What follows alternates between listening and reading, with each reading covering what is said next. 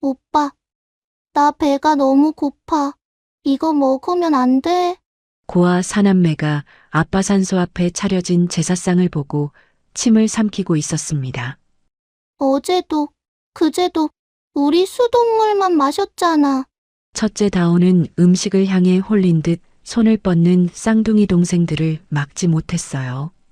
그럼 딱 한 입만 먹어야 해. 아빠, 조금만 먹을게요.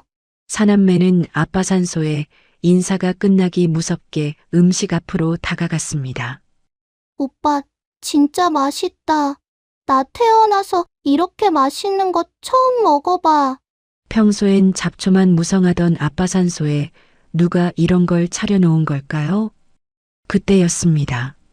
천둥 같은 호통 소리가 산소를 뒤흔들었습니다. 그 소리를 들은 고아 사남매는 혼비백산하며 도망치기 시작했어요. 이야기 시작 전에 구독, 좋아요와 함께 어디에서 보고 계신지도 댓글로 남겨주시면 언제나 행운이 함께 하실 거예요. 하늘에 구멍이라도 뚫린 듯 한방눈이 쏟아지고 있었습니다.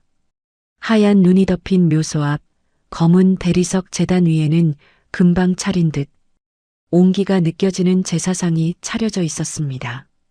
갓 지은 쌀밥에서는 하얀 김이 모락모락 피어올랐고 푹 끓인 탕국에서 퍼지는 구수한 소고기 냄새가 차가운 공기 사이로 퍼져나갔습니다. 그때였죠. 정막을 깨고 덤불숲이 바스락거렸습니다. 눈 덮인 비탈길 아래서 4개의 그림자가 힘겹게 기어 올라오고 있었습니다. 그들은 지옥에서 걸어 나온 듯한 아이들이었습니다. 가장 앞서 걷는 아이는 고작 10살 남짓 되어 보이는 사내아이였습니다. 다온이었죠. 제 몸집만 한 낡은 포대기로 2살배기 막내를 업고 있는 탓에 허리는 굽어 있었고 앙상한 다리는 눈 속에 푹푹 빠졌습니다. 다온의 양옆에는 얇은 운동화를 신은 8살 쌍둥이 자매가 오빠의 해진 점퍼 자락을 생명줄처럼 꼭 쥐고 따라오고 있었습니다. 아이들의 몰골은 처참했습니다. 며칠을 굶었는지 볼은 움푹 패어 퀭했고 입술은 추위에 파랗게 질려 터져 있었죠. 얇은 옷가지 사이로 스며드는 한기에 아이들은 서로의 체온에 의지해 비틀거렸습니다. 다온이 묘비를 발견하고는 안도의 숨을 길게 내쉬었습니다. 하얀 입김이 공중에서 흩어졌습니다. 아빠, 우리 왔어요. 오늘은 눈이 많이 와서 좀 늦었어요. 다온의 목소리는 떨리고 있었습니다. 그 말에 쌍둥이 동생들이 고개를 들어 묘소 앞을 바라보았죠. 순간 죽은 듯 흐릿하던 아이들의 눈이 휘둥그레졌습니다. 오빠, 저게 뭐야? 밥이다. 고기야. 평소엔 잡초만 무성하던 아빠의 묘소에 거짓말처럼 진수성찬이 차려져 있었으니까요. 김이 피어오르는 쌀밥, 윤기가 흐르는 고기 산적, 붉은 시루떡까지 며칠 동안 맹물로 배를 채웠던 아이들에게 그것은 꿈에서나 볼 법한 광경이었습니다. 탕국의 진하고 고소한 냄새가 굶주린 아이들의 코를 찔렀습니다. 이성의 끈이 툭 끊어지는 소리가 들리는 듯했죠. 쌍둥이 동생 시아가 홀린 듯 제사상을 향해 손을 뻗었습니다. 시아야, 안 돼. 다온이 급히 동생의 손등을 탁 쳤습니다. 매서운 소리가 적막한 산속에 울렸습니다. 시아가 놀란 눈으로 오빠를 쳐다보았죠. 손대지 마. 누구 건지 모르잖아. 우리 거 아니야. 함부로 먹으면 안 돼. 다온은 짐짓 엄하게 말했지만 주위를 두리번거리는 눈동자는 불안하게 흔들리고 있었습니다. 전에는 이런 게 없었거든요. 누가 두고 간 걸까요? 하지만 누군가 있다면 자신들을 쫓아낼 것이 분명했습니다. 다온은 침을 꿀꺽 삼켰습니다. 목구멍이 따가웠습니다. 그때 정적을 찍고 천둥 같은 소리가 울렸습니다. 쌍둥이 동생 수아 뱃속에서 나는 소리였죠. 오빠, 나 배가 너무 고파. 그래서 배가 아파. 수아가 배를 움켜쥐며 주저앉자 옆에 있던 시아도 울먹이며 거들었습니다. 그 말은 다온의 가슴을 후벼 팠습니다. 맞아, 오빠. 우리 밥 언제 먹었는지 기억도 안 나잖아. 시아가 다온의 옷자락을 흔들며 애원했습니다. 어제도 그제도 수돗물만 마셨잖아. 나 머리가 빙빙 돌아. 저거 먹으면 안 돼? 응? 다온은 입술을 깨물며 고개를 저으려 했지만 이번엔 다시 수아가 나섰습니다. 딱 한 입만 먹자, 응? 냄새가 너무 좋아. 은우 좀 봐. 배고파서 혀로 입맛만 다시고 있잖아. 다온은 입술을 깨물었습니다. 결국 소녀는 눈물을 삼키며 떨리는 목소리로 입을 열었습니다. 그럼 한 입만이야. 이건 아빠 것 같으니까. 그럼 아빠한테 허락받고 먹자. 아빠도 이해하실 거야. 우리 배고픈 거 아빠는 다 아시니까. 아이들은 묘비를 향해 쪼르르 섰습니다. 고사리 같은 손을 배꼽에 모았죠. 아빠, 너무 배고파요. 조금만 먹을게요. 인사가 끝나기가 무섭게 아이들은 제사상 앞으로 쭈뼛거리며 다가갔습니다. 쌍둥이 시아와 수아는 혹시라도 누가 볼까봐 겁에 질린 눈으로 눈치를 보며 시루떡 귀퉁이를 손톱만큼 아주 조금 떼어냈죠. 얼어붙은 손가락으로 그 작은 조각을 입에 넣은 순간이었습니다. 수아가 입가에 묻은 붉은 팥고물을 핥으며 눈을 동그랗게 떴습니다.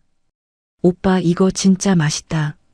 나 태어나서 이렇게 맛있는 거 처음 먹어봐. 입에서 막 녹아. 옆에 있던 시아도 입안 가득 퍼지는 달콤함에 울먹이며 거들었습니다. 나도 세상에서 제일 맛있는 것 같아. 꿀맛이야, 오빠. 그 달콤하고 고소한 맛이 잠들어 있던 굶주림을 흔들어 깨워버린 걸까요? 처음엔 개미 눈물만큼 떼어먹던 아이들의 손길이 점차 다급해지기 시작했습니다. 시아가 더 큰 조각을 떼어내자 수아도 질세라 떡을 한 움큼 쥐었죠. 불안한 눈으로 망을 보던 다온이 다급하게 속삭였습니다. 얘들아, 조금만 먹어. 너무 많이 먹으면 안 돼. 조금만 먹기로 했잖아. 주인 오면 큰일 난단 말이야. 하지만 이미 이성의 끈이 끊어진 동생들의 귀에는 오빠의 말이 들리지 않았습니다. 아이들은 볼이 미어터지도록 허겁지겁 씹으면서도 혹시 이 꿈 같은 음식이 사라질까봐 두 손에는 떡을 생명줄처럼 꼭 쥐고 있었으니까요. 그 모습을 지켜보던 첫째 다온도 밥그릇 뚜껑을 살짝 열었습니다. 밥알 몇 개를 얼어 터진 손가락으로 집어 업고 있는 막내의 입에 넣어 주었습니다. 배고프지? 은우야, 먹어봐. 아직 따뜻해. 정작 다온은 아무것도 먹을 수가 없었습니다. 다온은 침만 꿀꺽 삼키며 동생들이 먹는 모습을 지켜보았죠. 자신이 먹으면 동생들 몫이 줄어들까봐 차마 손을 뻗을 수가 없었습니다. 밥알을 오물거리는 막내의 볼을 쓰다듬는 다온의 손끝이 파르르 떨렸습니다. 아이들이 정신없이 허기를 채우고 있던 바로 그 시각이었습니다. 묘소로 이어지는 가파른 언덕길 아래서 검은 우산을 쓴 사람들이 눈을 밟으며 올라오고 있었죠. 가장 먼저 길을 튼 건 비서실장인 김 실장이었습니다. 그리고 그 뒤를 따라 위압적인 풍채의 노신사가 모습을 드러냈습니다. 바로 대한민국 유통업계의 대부 가온유통의 총수 박진환 회장이었습니다.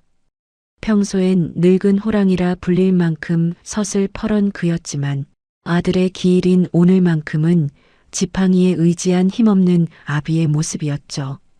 그 옆에는 평생을 함께해온 아내 윤설의 여사가 젖은 눈으로 남편을 부축하며 눈길을 오르고 있었습니다. 김 실장이 노부부를 향해 깍듯이 허리를 숙이며 길을 안내했습니다. 회장님, 지훈 도련님 생전에 좋아하시던 걸로 넉넉히 준비해뒀습니다. 이제 다 왔습니다. 조금만 더 오시면 됩니다. 박 회장은 지팡이로 눈길을 꾹꾹 누르며 무거운 숨을 내쉬었습니다. 그래, 자니가 수고했네. 내 아들 굶지는 않겠어. 날이 춥구만. 박 회장이 고개를 들어 묘소를 바라본 바로 그 순간이었습니다. 그의 눈이 순식간에 맹수처럼 뒤집혔습니다. 눈앞에 펼쳐진 광경은 그야말로 충격 그 자체였으니까요. 신성하고 엄숙해야 할 아들의 묘소가 난데없는 불청객들로 인해 아수라장이 되어 있었습니다. 때가 꼬질꼬질하게 낀 4명의 아이들이 제사상에 다닥다닥 달라붙어 있었습니다. 마치 며칠을 굶은 산짐승들처럼 아이들은 체면도 염치도 잊은 채 허겁지겁 음식을 파헤치고 있었죠. 쌍둥이들은 양손에 떡을 쥔 채 볼이 터져라 입안으로 밀어넣고 있었고, 마지로 보이는 사내아이는 밥을 한 웅큼 쥐어등 뒤에 아기에게 먹이느라 정신이 없었습니다. 하얀 눈밭 위로 떡고물이 후두둑 떨어지고 정갈했던 제사상은 순식간에 엉망이 되어버렸습니다. 뒤따라 올라온 윤 여사는 그 기막힌 광경에 헙 하고 숨을 삼키며 양손으로 입을 틀어막았습니다. 믿기지 않는다는 듯 눈이 휘둥그레졌죠. 감히 천하의 가온 유통 회장의 아들, 그 귀한 제사상에 손을 대다니요.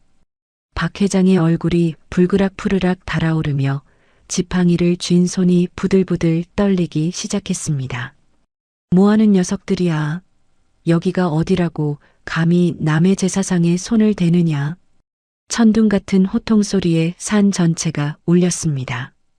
밥을 입에 넣고 있던 아이들이 소스라치게 놀라며 뒤를 돌아보았죠. 입가에는 떡고물이 잔뜩 묻어 있었고 움푹 팬 눈에는 공포가 가득했습니다. 박 회장은 지팡이를 치켜들고 성큼성큼 다가갔습니다. 당장이라도 요절을 낼 기세였습니다. 하지만 아이들의 얼굴을 정면으로 마주한 순간 박 회장의 발걸음이 돌처럼 굳어버렸습니다. 호통치던 입이 딱 벌어진 채 다물어지지 않았죠. 지팡이를 쥔 손이 주체할 수 없이 부들부들 떨리기 시작했습니다. 저 앞에 서 있는 10살 소년다운, 겁에 질려 파랗게 질린 그 얼굴은 낯설지가 않았습니다. 날렵한 콧날, 겁먹은 듯 하면서도 강단 있는 눈매.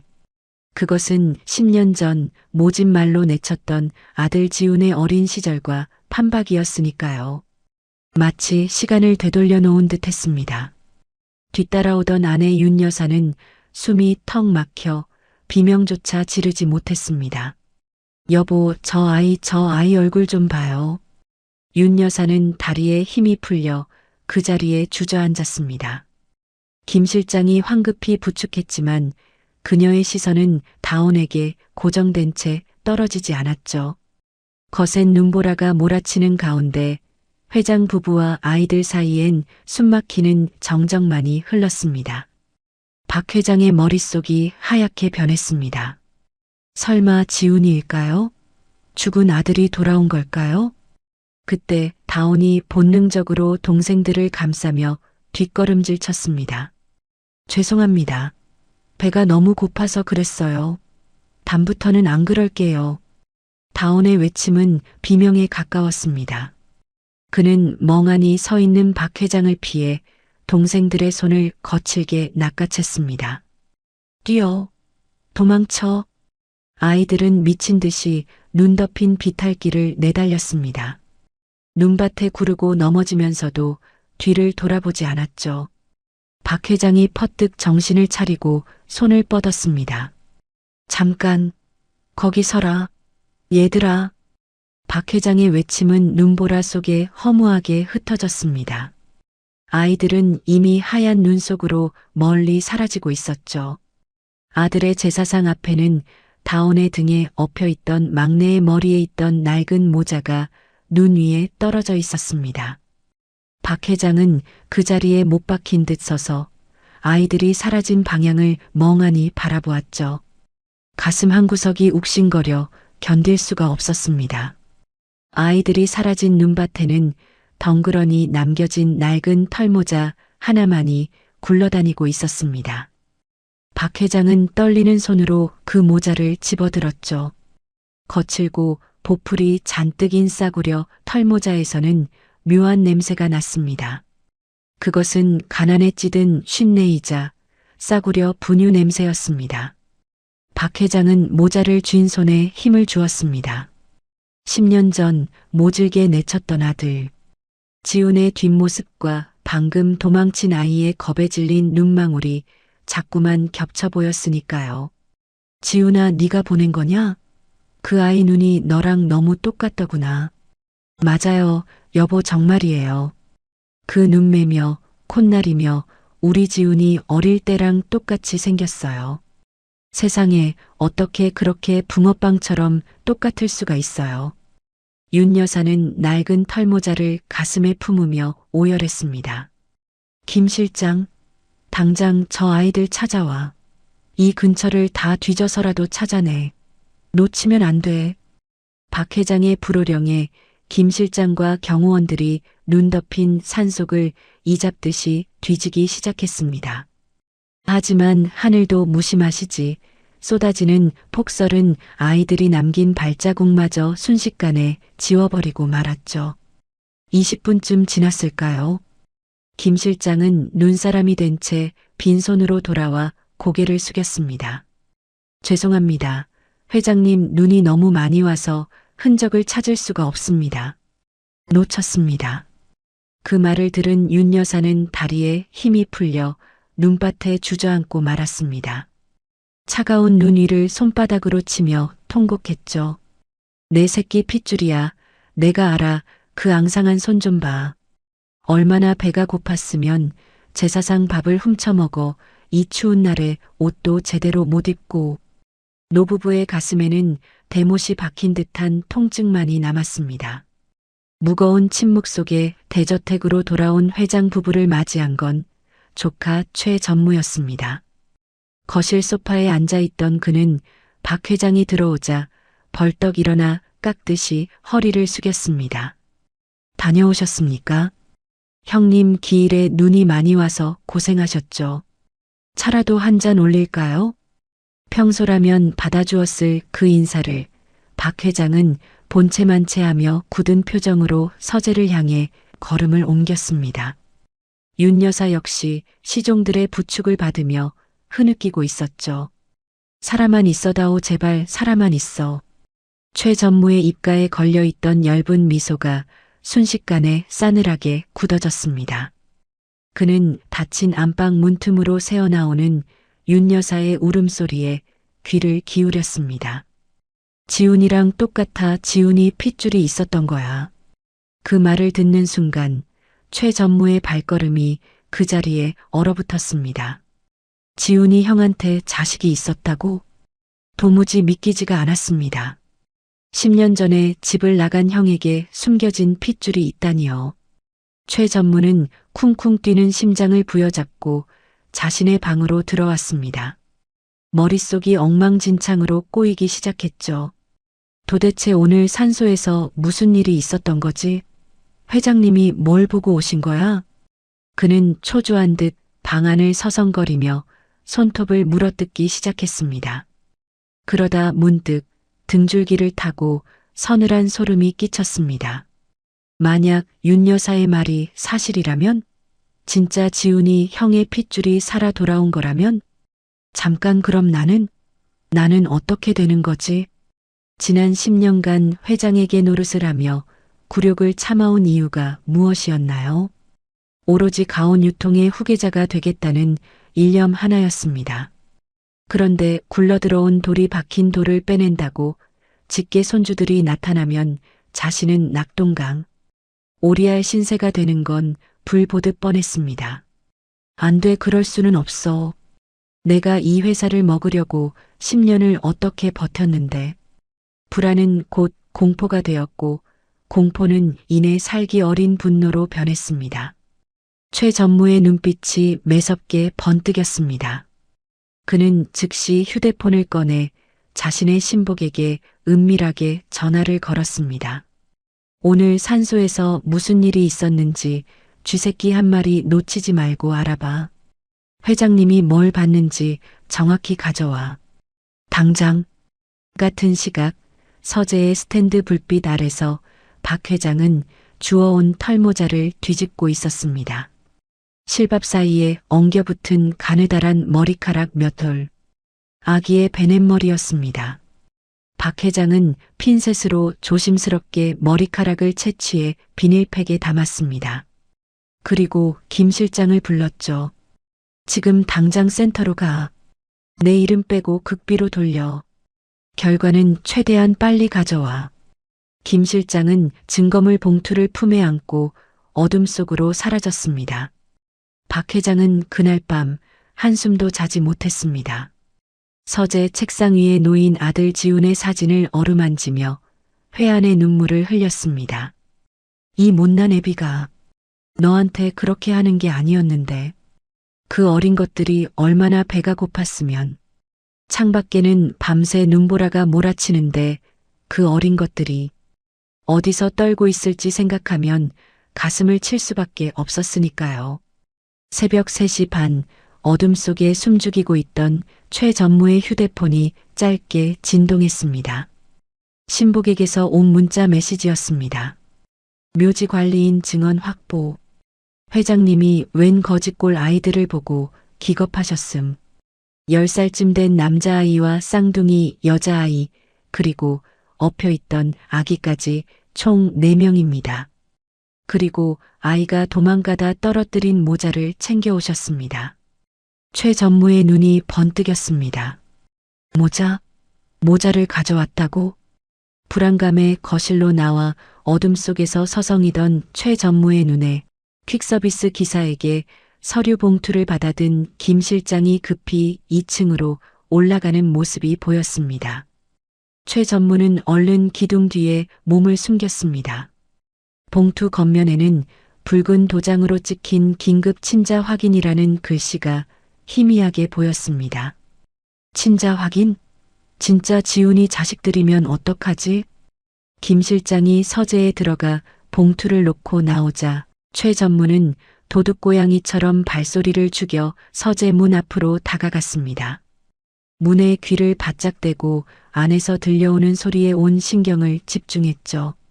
서재 안 박 회장은 떨리는 손으로 결과지를 펼쳤습니다. 종이 하단에 선명하게 찍힌 숫자 일치율 99.99%. 친자관계 성립. 박 회장은 결과지를 가슴에 품고 무너져 내렸습니다. 억눌러왔던 울음이 터져나왔습니다. 지훈아, 내 새끼가 살아있었어. 우리 집안 핏줄이 살아있었어. 여보, 정말이에요? 우리 손자가 맞아요? 옆에 있던 윤 여사도 남편을 부둥켜 안고 통곡했습니다. 그 애절한 울음소리가 문 밖까지 새어나왔습니다. 그때였습니다. 서재 문이 덜 닫힌 틈새로 서늘한 시선 하나가 꽂혔습니다. 잠들지 않고 상황을 엿듣던 최 전무였습니다. 문틈으로 보이는 친자 확인이라는 글자와 오열하는 회장 부부. 최 전무의 얼굴이 흉측하게 일그러졌습니다. 진짜였어? 4명이나 되는 아이들이 진짜 지훈이 형 자식이라고? 지난 10년간 회장의 비위를 맞추며 쌓아 올린 자신의 공든 탑이 어디서 굴러들어온 핏줄들에 의해 무너질 위기에 처한 것입니다. 최 전무는 주먹을 꽉 쥐어 손톱이 살을 파고들었습니다. 절대 안 뺏겨. 내 거야. 그놈들이 이 집에 발 들이는 일은 절대 없을 거다. 그는 도둑고양이처럼 소리 없이 뒷걸음질쳐 자신의 방으로 돌아갔습니다. 그리고 떨리는 손으로 대포폰을 꺼내 신복에게 다시 전화를 걸었죠. 목소리는 지옥에서 온 악기처럼 낮게 깔려 있었습니다. 지금 당장 인력 다 풀어. 묘지 근처 CCTV, 블랙박스 다 뒤져서라도 그 아이들 찾아내. 어디 사는지, 보호자가 누군지, 정보란 정보는 싹 다 알아와. 회장님보다 먼저 찾아야 해. 알겠어? 찾으면 바로 연락해. 퀴퀴한 곰팡이 냄새와 싸구려 소주 냄새가 진동하는 방 안. 대자로 뻗어드르렁 코를 골고 있는 남자는 바로 아이들의 먼 친척이자 삼촌인 강만호였습니다. 이들의 인연은 몇 년 전부터 시작되었습니다. 든든했던 아빠가 불의의 사고로 먼저 세상을 떠났고 홀로 남은 엄마가 내 남매를 건사해 보겠다며 밤낮 없이 무리하게 일을 하다 그만 새벽 출근길 교통사고로 영영 돌아오지 못하게 되었으니까요.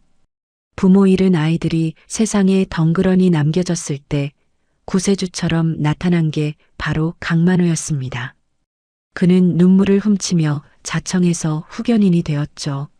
하지만 그의 눈길이 머문 곳은 아이들이 아니었습니다.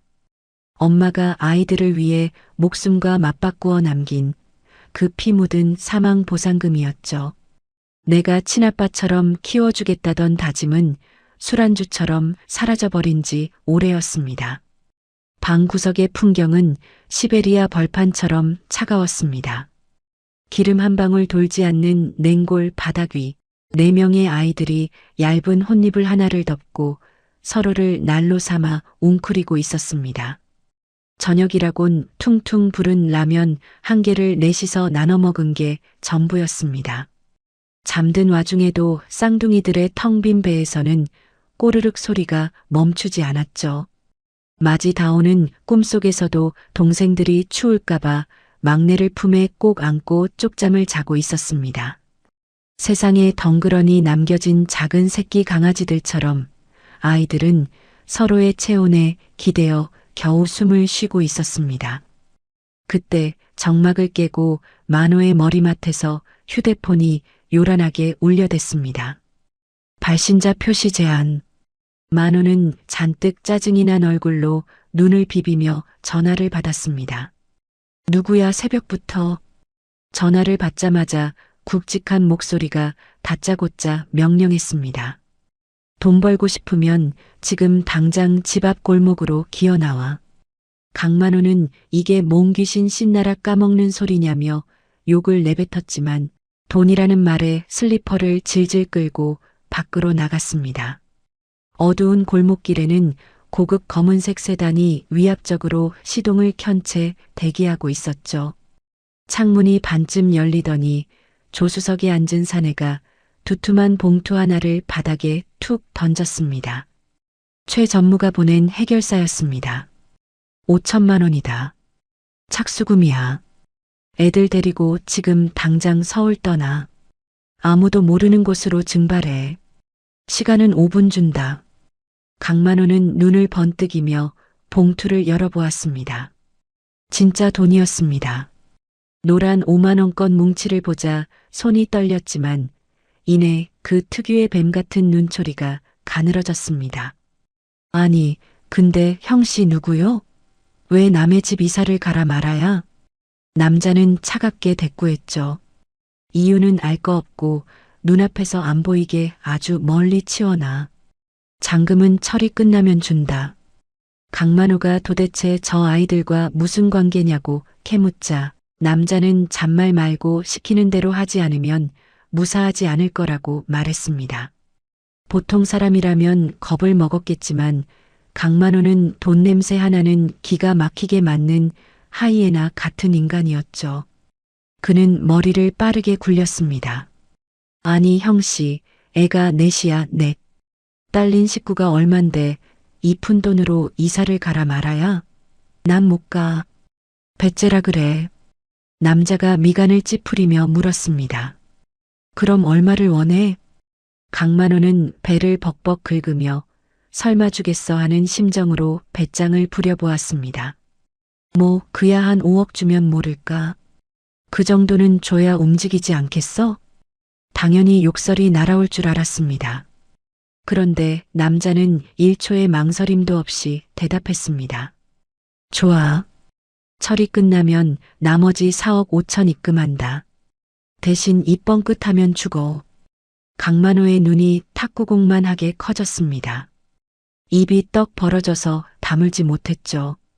5억이라니요. 차가 멀어지고 나서도 그는 멍하니 돈봉투를 쥐고 서 있었습니다. 그리고 무릎을 탁 쳤습니다. 내 누나는 보상금만 남기고 죽었는데 이런 큰 돈을 쓴다? 이거 혹시 죽은 매영 쪽인가? 아차차. 그렇지. 매영이 좀 사는 집 자식이라고 했던 것 같아. 처음부터 귀티가 났었지. 강만호의 입가에 비릿한 미소가 번졌습니다. 오호라. 그 집구석에 꿀단지라도 숨겨져 있나 보네. 그는 직감했습니다. 이 아이들이 단순한 짐덩이가 아니라 자신의 인생을 역전시켜줄 황금알을 낳는 거위일지도 모른다는 것을요. 같은 시각 박 회장의 검은 세단은 희망을 품고 달동네를 향해 달리고 있었습니다. 뒷좌석에 앉은 윤 여사는 떨리는 손으로 쇼핑백을 꼭 쥐고 있었죠. 그 안에는 손주들에게 입힐 따뜻한 패딩 점퍼와 털신발이 들어 있었습니다. 여보, 우리 애들 배고플 텐데 가서 따뜻한 밥부터 먹여요.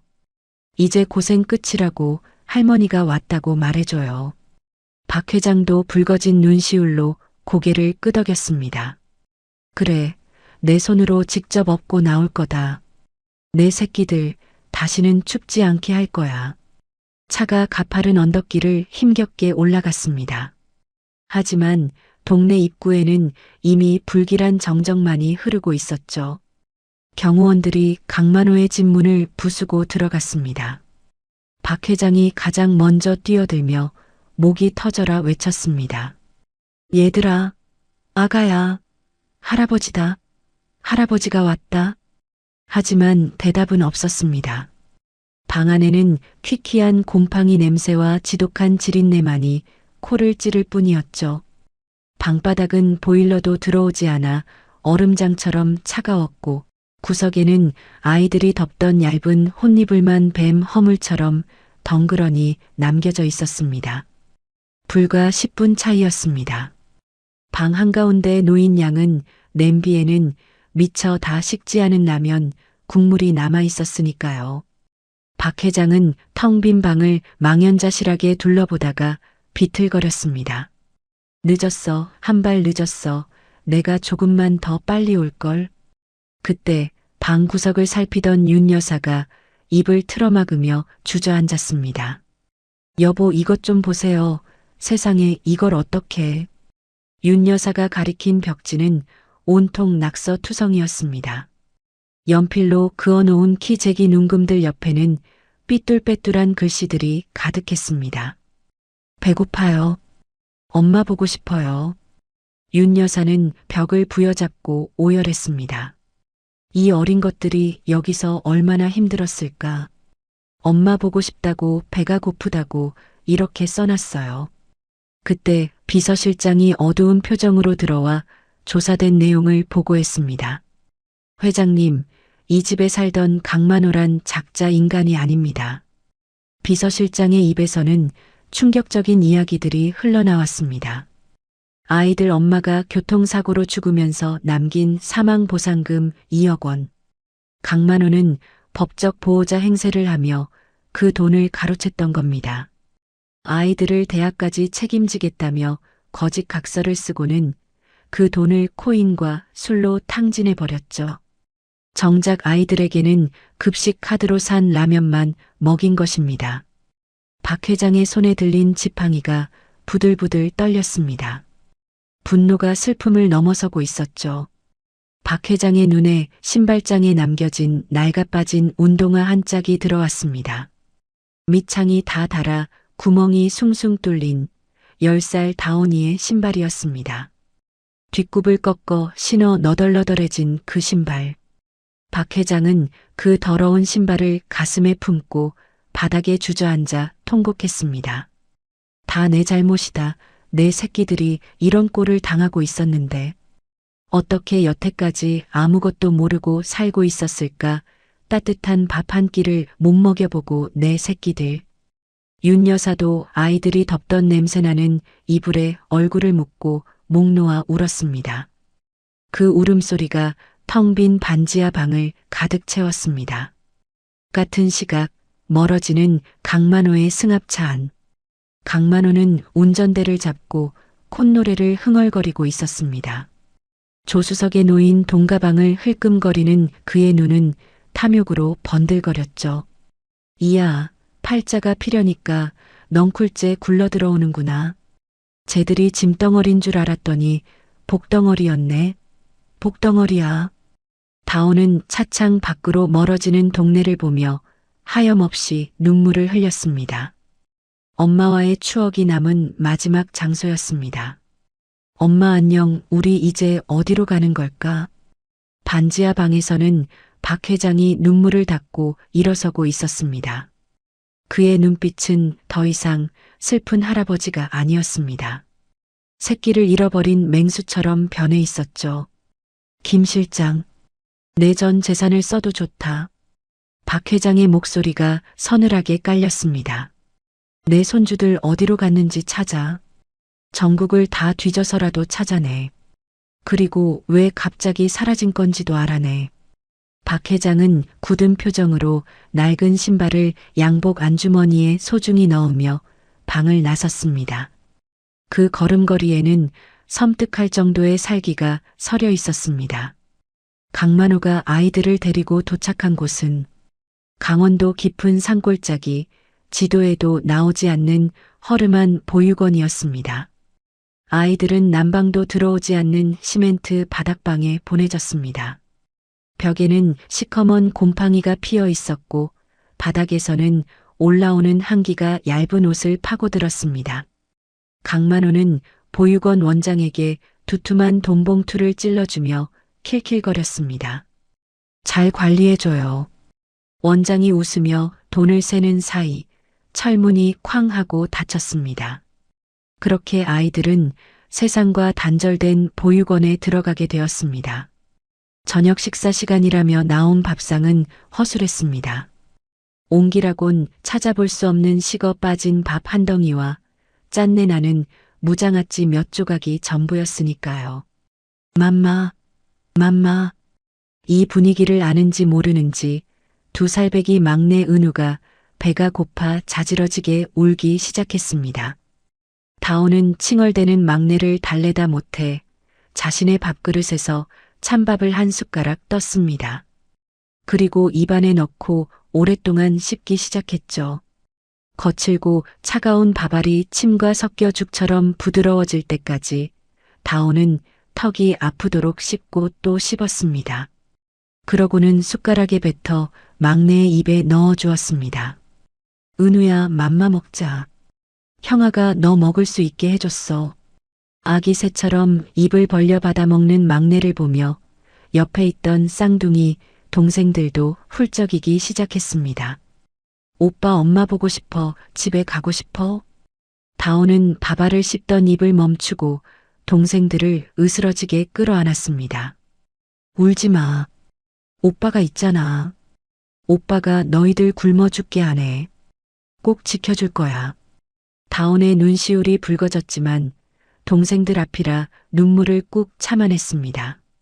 밥 한 덩이를 4명이서 나눠 먹은 아이들은 하루 종일 차를 타고 와서 피곤했는지 고개를 끄덕이며 졸기 시작했습니다. 그러나 다온만은 잠들지 못하고 창문 사이로 들어오는 달빛을 바라보았습니다. 서러운 기억들이 주마등처럼 스쳐 지나갔습니다. 불과 몇 년 전까지만 해도 그들은 행복했습니다. 공사장에서 땀범벅이 되어 일하면서도 퇴근길이면 우리 귀여운 강아지들 치킨 사가야지 하며 환하게 웃던 아빠가 있었으니까요. 하지만 야속한 크레인 사고는 아빠를 허망하게 데려갔고 장례식장에서 엄마마저 실신에 쓰러지던 그날부터 비극은 시작되었습니다. 곧이어 엄마도 남겨진 4남매를 먹여 살리겠다며 무리하게 일을 하다 교통사고로 세상을 떠나고 말았죠. 행복했던 가정이 풍비박산나고 처음 본 삼촌이 찾아왔습니다. 장례식장 구석에 웅크리고 있던 아이들에게 한 번도 본 적 없던 먼 친척. 강만호가 검은 양복을 입고 나타났습니다. 그는 다온의 어깨를 으스러지게 감싸며 거짓 눈물을 흘렸었죠. 아이고, 이 불쌍한 것들 이제부터 이 삼촌이 너희들 아빠다.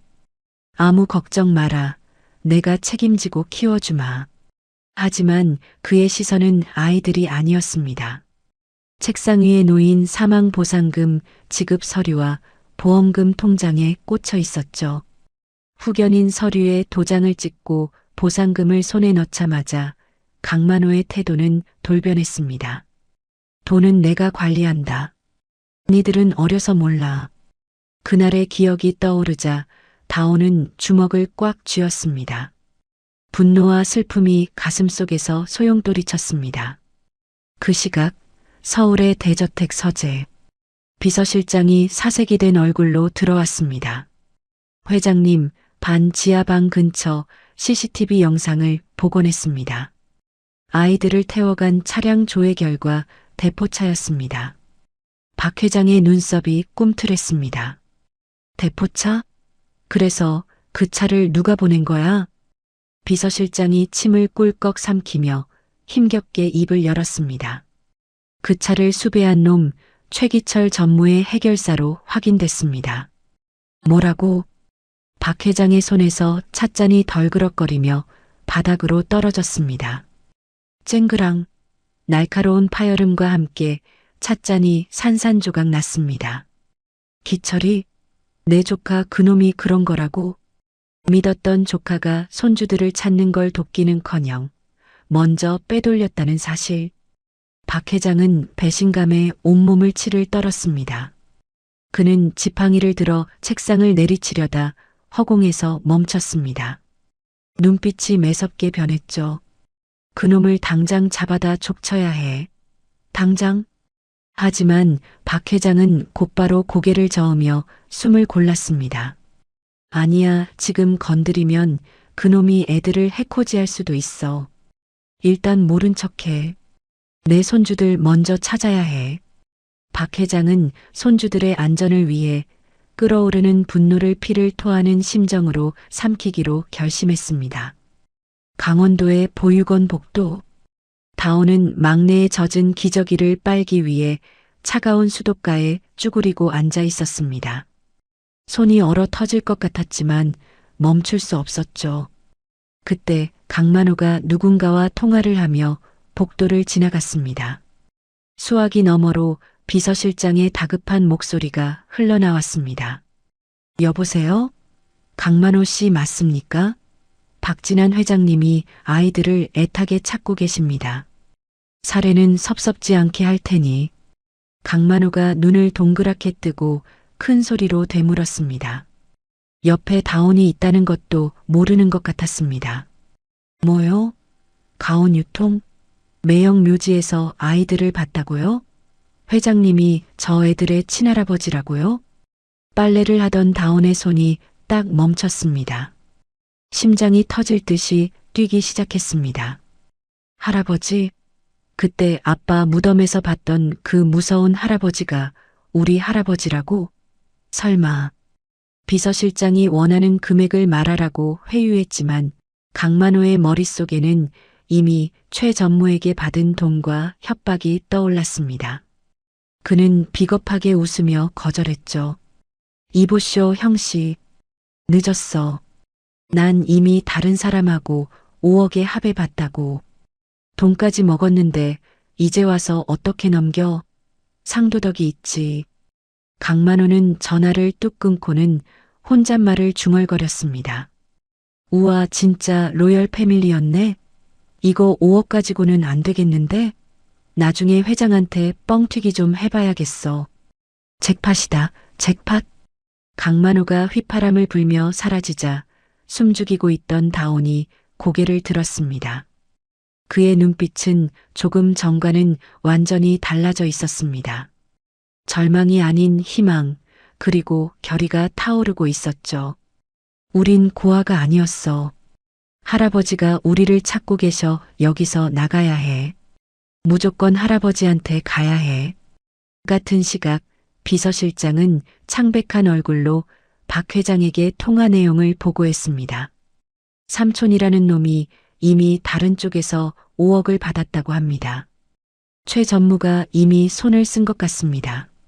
박 회장은 책상을 지팡이로 내리찍으며 포효했습니다. 기철이 이놈 감히 내 조카란 놈이 돈으로 내 핏줄에게 무슨 짓을 한 거야? 박 회장의 눈에서 늙은 호랑이의 살기가 뿜어져 나왔습니다. 내 손주들 털끝 하나라도 다치는 날엔 최기철, 너도 무사하지 못할 것이다. 박 회장은 비서실장에게 나지막이 명령했습니다. 최 전무는 모르게 더 은밀하고 빠르게 움직여. 가온 유통 최정예 요원들 전부 소집해. 그 시각 최 전무는 신복에게 보고를 받고 회심의 미소를 짓고 있었습니다. 회장님은 아직 눈치를 못 채신 것 같습니다. 그냥 엉뚱한 곳을 뒤지고 계십니다. 그래, 늙은이가 알 턱이 없지. 내가 누군데? 최 전무는 안심하며 와인잔을 흔들었습니다. 그리고 아이들을 해외로 보낼 입양 브로커에게 연락을 취하기 시작했죠. 폭풍전야의 고요함. 박 회장은 칼을 갈고 있고 전무는 승리에 도취해 있었습니다. 시간은 무심하게 흘러 어느덧 한 달이 지났습니다. 강원도 구석의 한 PC방, 담배 연기가 자욱한 구석 자리에서 핏발. 선 눈으로 모니터를 노려보는 남자가 있었습니다. 바로 강만호였습니다. 그의 모니터 화면에는 시뻘건 그래프가 낭떠러지처럼 수직으로 곤두박질 치고 있었죠. 최 전무에게 아이들을 숨기는 대가로 받은 돈 5억 원. 강만호는 그 피 같은 돈을 몽땅 코인에 쏟아부었던 겁니다. 안 돼, 안 돼. 내 돈 올라가란 말이야. 강만호는 키보드를 내리치며 짐승처럼 울부짖었습니다. 하지만 야속한 그래프는 바닥을 뚫고 지하로 내려갈 기세였습니다. 5억이라는 거금이 순식간에 공중분해되어 영원에 수렴해 버렸으니까요. 강만호는 머리를 쥐어뜯으며 더러운 PC방 바닥에 주저앉았습니다. 망했다, 다 날렸다, 이제 난 죽었다. 빈털터리가 된 그는 지푸라기라도 잡는 심정으로 최 전무의 신복에게 전화를 걸었습니다. 목소리는 비굴하기 짝이 없었죠. 형님, 저기 아무도 못 찾을 곳에 이사는 잘 갔습니다. 다름이 아니라 제가 급전이 좀 필요해서 1억만 더 융통 안 될까요? 제가 저 많은 애들 관리하느라 고생하는 거 아시잖아요. 하지만 수화기 너머에서 돌아온 건 싸늘한 비웃음뿐이었습니다. 뭐라고? 돈 줬으면 찌그러져 있어. 한 번만 더 질척대면 그땐 묻어버린다. 끊어. 뚜뚜뚜. 매정한 신호음과 함께 전화가 끊겼습니다. 강만호는 휴대폰을 꽉 쥐며 배신감과 공포에 몸을 떨었습니다. 지들은 재벌이면서 실컷 부려먹고 날 이렇게 토사구팽해? 두고 보자, 이판사판이다. 술에 취한 그의 눈에 도끼가 서리기 시작했습니다. 잃을 게 없는 놈이 제일 무서운 법이라죠. 그는 마지막 지푸라기를 떠올렸습니다. 회장에게 이 사실을 알리면 돈이 나올 거라고 믿으면서요. 그 시각 강원도 산골의 보육원 창고 방에는 아이들이 떨고 있었습니다. 보일러 기름이 떨어졌는지 방바닥은 얼음장처럼 차가웠고 아이들의 입에서는 하얀 입김이 뿜어져 나왔습니다. 낡은 이불 하나를 덮고 서로를 꼭 끌어안은 아이들. 추위와 배고픔이 이 어린 천사들을 괴롭히고 있었죠. 8살 쌍둥이들은 오들오들 떨며 오빠인 다온의 품을 파고들었습니다. 오빠 너무 추워, 발가락이 없어질 것 같아. 막내 은우는 배가 고파 칭얼거릴 힘조차 없는지 다온의 등 뒤에서 새근새근 힘겨운 숨소리만 내고 있었습니다. 그때 수아가 울먹이며 물었습니다. 오빠, 우리 여기서 굶어 죽는 거야? 엄마 아빠 있는 하늘나라 가는 거야? 나 무서워. 그 말에 다온의 가슴이 찢어졌습니다. 하지만 10살 가장은 무너질 수 없었죠. 다온은 동생의 차갑게 언 손을 자신의 입으로 가져가 호호 불어주며 단호하게 고개를 저었습니다. 아니야. 우린 안 죽어. 절대 안 죽어. 그리고 수아야, 시아야. 잘 들어. 우린 고아가 아니야. 동생들이 눈물 젖은 눈으로 오빠를 쳐다보았습니다. 다오는 목소리를 최대한 낮춰 보물 같은 비밀을 털어놓았습니다. 오빠가 들었어. 저번에 삼촌이 전화하는 거. 우리 할아버지가 우리를 애타게 찾고 계신데. 동생들의 눈이 동그랗게 커졌습니다. 진짜? 우리한테 할아버지가 있어? 다오는 눈물을 글썽이며 힘차게 고개를 끄덕였습니다. 그래. 엄청 부자 회장님이래. 기억나지? 그때 아빠 묘지에서 봤던 그 무서운 할아버지, 그분이 우리 할아버지야. 아이들의 얼굴에 믿기지 않는다는 표정이 번졌습니다. 그럼 우리 데리러 오시는 거야? 그럼 오시고 말고. 그러니까 조금만 참자. 할아버지가 반드시 우릴 구하러 오실 거야. 그때까지 아프면 안 돼. 잘 버텨야 해. 알았지? 절망뿐이던 차가운 방 안에 희망이라는 작은 불씨 하나가 켜졌습니다. 아이들은 서로를 더욱 꽉 껴안았습니다. 언젠가 오실 할아버지를 기다리며 네 남매는 서로의 체온으로 이 추운 겨울밤을 견뎌내고 있었습니다. 보육원 앞 낡은 공중전화 부스에는 강만호가 있었습니다. 술에 취해 비틀거리는 강만호가 떨리는 손으로 명함 한 장을 꺼냈습니다. 박 회장의 비서실장 명함이었죠. 그는 침을 꿀꺽 삼키고 번호를 눌렀습니다. 신호가 몇 번 가기도 전에 기다렸다는 듯 전화가 연결되었습니다. 여보세요. 비서실장의 목소리가 들리자마자 강만호는 다짜고짜 본론을 꺼냈습니다. 저기 지난번에 애들 찾고 싶다고 하셨죠? 제가 마음이 좀 바뀌어서요. 그는 비열한 웃음을 흘리며 말을 이었습니다. 애들 밥값이다 뭐다 키우는데 돈이 많이 드네요. 10억? 10억 준비하세요. 안 그러면 또 딴 데로 이사 갈 겁니다. 이번엔 진짜 못 찾을걸요? 수화기 너머 덫을 놓고 기다리던 박 회장의 서재. 스피커폰으로 통화 내용을 듣고 있던 박 회장의 눈빛이 매섭게 빛났습니다. 드디어 쥐새끼가 덫을 물었습니다. 박 회장은 주먹을 꽉 쥐었습니다. 이제 반격의 시간이 다가오고 있었으니까요. 박 회장의 서재에는 팽팽한 긴장감이 감돌았습니다. 강만호가 요구한 금액은 자그마치 10억. 하지만 박 회장은 섣불리 움직이지 않았습니다. 그는 끓어오르는 분노를 차가운 이성으로 억누르며 수화기 너머의 강만호를 향해 침착하게 대응했습니다. 좋다. 10억 준비됐다. 애들만 찾을 수 있다면 내 전 재산이라도 줄 수 있어. 박 회장의 목소리는 낮지만 단호했습니다. 하지만 내 손주들이 무사한지 눈으로 확인해야겠다. 털끝 하나라도 다쳤으면 거래는 없다. 지금 당장 아이들 영상을 찍어서 보내. 강만호는 역시 재벌이라 통이 크다며 낄낄거렸습니다. 아이고 회장님 의심도 많으시네. 알겠습니다. 애들 때깔 좋게 잘 먹여놨으니 걱정 마십시오. 영상 바로 쏩니다. 전화가 끊기자마자 강만호는 보육원 복도를 성큼성큼 걸어갔습니다.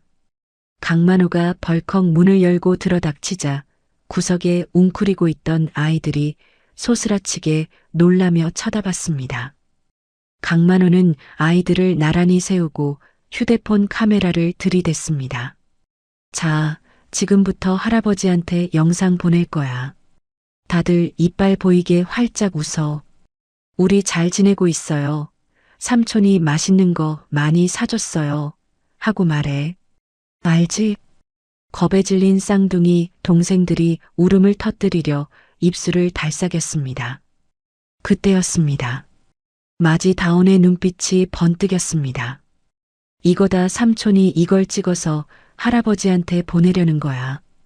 다온은 본능적으로 직감했습니다.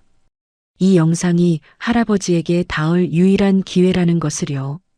다온은 재빨리 동생들의 앞을 막아서며 옷소매로 동생들의 눈물 젖은 얼굴을 벅벅 닦아주었습니다. 수아야, 시아야. 울지 마. 뚝해. 다온은 동생들의 헝클어진 머리카락을 손빗으로 빗겨주며 작지만 단단한 목소리로 속삭였습니다. 똑바로 서야 해. 고개 숙이지 마. 그래야 할아버지가 우리 얼굴을 알아보셔. 그래야 우리 찾으러 오셔. 알았지? 오빠의 간절한 눈빛에 동생들은 억지로 울음을 삼키며 고개를 끄덕였습니다. 10살짜리 꼬마가 동생들을 지키기 위해 필사적으로 강해져야만 했던 순간이었습니다. 자, 찍는다. 웃어. 강만호가 휴대폰 녹화 버튼을 눌렀습니다. 렌즈가 아이들을 향했습니다. 다온은 카메라를 피하지 않았습니다. 오히려 렌즈를 뚫어지라 응시했죠. 그 눈빛은 겁먹은 아이의 눈이 아니었습니다. 반드시 여기서 벗어나겠다는, 할아버지를 기다리겠다는 결연한 의지가 담긴 눈빛이었습니다. 할아버지, 저희 잘 있어요. 동생들도 무사해요. 밥도 잘 먹고 있어요. 걱정하지 마세요. 다온은 또박또박 말했습니다. 자신이 씩씩한 모습을 보여야 할아버지가 안심하고 또 자신들을 찾을 시간을 벌 수 있다고 생각했기 때문입니다. 그 짧은 영상 메시지는 곧바로 박 회장의 휴대폰으로 전송되었습니다. 영상을 확인한 박 회장 부부는 그 자리에서 오열하고 말았습니다. 화면 속 아이들은 꾀재재한 몰골에 며칠을 굶어 퀭한 눈을 하고 있었지만 서로의 손을 꼭 잡은 채 꼿꼿하게 서 있었습니다. 특히 카메라를 정면으로 응시하는 다온의 눈빛이 박 회장의 가슴을 후벼 팠습니다. 내 새끼 장하다. 저 어린 게 동생들 지키겠다고 힘든 티도 안 내고 버티고 있었어. 내가 미안하다. 할아버지가 미안해. 윤 여사는 화면 속 손주의 얼굴을 어루만지며 통곡했습니다. 그 씩씩함이 오히려 더 가슴 아픈 법이니까요. 한편 촬영을 마친 강만호는 휘파람을 불며 방을 나섰습니다. 문을 닫기 직전 그는 누군가와 통화하며 결정적인 한마디를 내뱉었습니다. 형씨, 나야. 돈 들어오면 바로 애들 데리고 뜬다. 인천항구로 오라고? 알았어. 배 시간 맞춰서 갈게. 철커덕. 문이 잠겼습니다. 방 안에 남겨진 다온의 심장이 쿵 내려앉았습니다. 인천항구, 배라고? 우리를 배에 태우려는 거야? 다온은 직감했습니다. 돈을 받으면 삼촌이 자신들을 낯선 나라로 보내버릴 거라는 것을요. 여기서 가만히 기다릴 수만은 없었습니다. 삼촌이 완전히 사라지자 다온은 바로 행동을 개시했습니다. 삼촌이 우리를 또 딴 데로 옮길지 몰라. 여기에 흔적을 남겨야 해. 할아버지가 오셨을 때 우리가 어디로 갔는지 알 수 있게. 다온은 방 구석에 숨겨뒀던 쓰레기통에서 주운 찢어진 과자 상자 뒷면과 몽당 연필을 꺼냈습니다. 그리고 그동안 유심히 관찰하며 머릿속에 사진처럼 박아두었던 정보들을 꾹꾹 눌러 적기 시작했습니다. 연필심에 침을 묻혀가며 쓴 글씨는 삐뚤빼뚤했지만 내용은 놀라울 정도로 정확했습니다. 삼촌 차 번호 8282. 인천항구에서 배를 탄대요. 할아버지 도와주세요. 다온은 혹시라도 삼촌이 볼까봐 가슴을 졸이며 쪽지를 꼬깃꼬깃 접었습니다. 그리고 바닥 장판 및 깊숙한 곳에 쪽지를 밀어 넣었습니다. 그렇게 쪽지가 들어있는 장판은 살짝 볼록하게 올라와 있었습니다. 다온은 장판을 쓰다듬으며 마음속으로 기도했습니다. 할아버지 혹시 우리가 없어도 이거 꼭 보셔야 해요. 이거 보고 우리 꼭 찾아오셔야 해요. 혹시 모를 상황을 대비해 단서를 남겨두는 10살 소년의 치밀함과 간절함. 그것은 단순한 쪽지가 아니라 아이들이 세상에 보내는 마지막 희망이었습니다. 그날 밤 가온 유통 본사 지하에 위치한 보안실에는 수십 개의 모니터가 돌아가고 있었습니다. 이곳에서 최고의 보안 전문가들이 강만호가 보낸 영상을 분석하고 있었습니다. 팀장님, 잡았습니다. 오디오 분리 성공했습니다. 한 직원이 소리쳤습니다. 영상 속 아이들의 목소리 뒤로 아주 희미하게 들리는 배경음이 있었습니다. 바로 시골 마을 이장님의 방송 소리와 특유의 교회 종소리였습니다. 배경음 분석 결과 강원도 횡성군 둔내면입니다. 인근에 폐교된 보육원이 딱 하나 있습니다. 드디어 찾았습니다. 쥐새끼의 소굴을 찾아낸 것입니다. 보고를 받은 박 회장이 자리에서 벌떡 일어났습니다. 그의 손에 들린 지팡이가 바닥을 쿵 찍었습니다. 찾았다. 드디어 찾았어. 박 회장의 눈빛이 번뜩였습니다. 더 이상의 인내는 필요 없었습니다. 그는 비서실장과 보안팀장에게 서리빨 같은 명령을 내렸습니다. 전원 출발해. 차 대기시켜. 쥐새끼 한 마리도 놓치지 말고 내 손주들 무조건 안전하게 확보해. 오늘 밤 끝장을 본다. 가온 유통의 최정예 요원들이 탑승한 검은 차량 행렬이 줄지어 본사를 빠져나갔습니다. 목적지는 강원도 횡성. 아이들을 구하기 위한 늙은 호랑이의 마지막 사냥이 시작된 것입니다. 비극은 항상 예고 없이 가장 잔인한 방식으로 찾아오는 법입니다. 서울의 화려한 집무실, 최 전무는 심어둔 스파이에게서 청천벽력 같은 보고를 받았습니다. 전무님, 회장님이 지금 요원들을 이끌고 강원도 횡성으로 이동 중이십니다. 아무래도 아이들 위치를 파악하신 것 같습니다. 최 전무의 얼굴이 붉게 달아올랐습니다. 강만호, 이 멍청한 자식이 감히 내 뒤통수를 쳐? 최 전무는 와인잔을 벽에 던져 박살을 냈습니다. 붉은 와인이 벽을 타고 흘러내렸습니다. 그는 즉시 입양 브로커와 해결사들에게 코드 제로, 즉 긴급 상황을 발령했습니다. 목소리에는 살기가 뚝뚝 묻어났습니다. 지금 당장 쳐들어가. 수단 방법 가리지 말고 애들 빼내. 오늘 자정, 인천항에서 뜨는 배에 무조건 태워서 입양 보내. 그리고 강만호 그놈은 쥐도 새도 모르게 묻어버리고. 같은 시각, 조용한 강원도의 시골 보육원. 정막을 깨고 검은 승합차 세대가 굉음을 내며 마당으로 들이닥쳤습니다.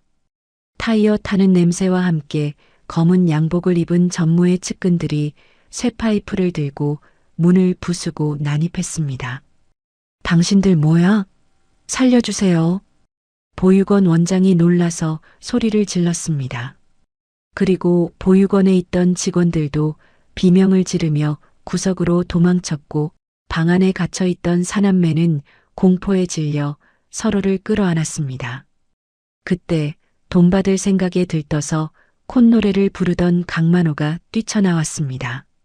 그는 상황 파악도 못한 채 남자들을 보며 반색했죠. 벌써 온 거야? 아니 근데 왜 이렇게 거칠게 들어와? 돈은? 내 돈 10억 가져왔어? 그 말이 끝나기도 전이었습니다. 남자 중 한 명이 강만호의 복부를 군홧발로 걷어찼습니다. 크억! 강만호가 외마디 비명을 지르며 바닥에 나뒹굴었습니다. 그는 고통에 일그러진 얼굴로 억울함을 토해냈습니다. 왜 이래? 나는 무조건 너네 편이야. 누가 보낸 거야? 회장님이 보낸 거 아니야?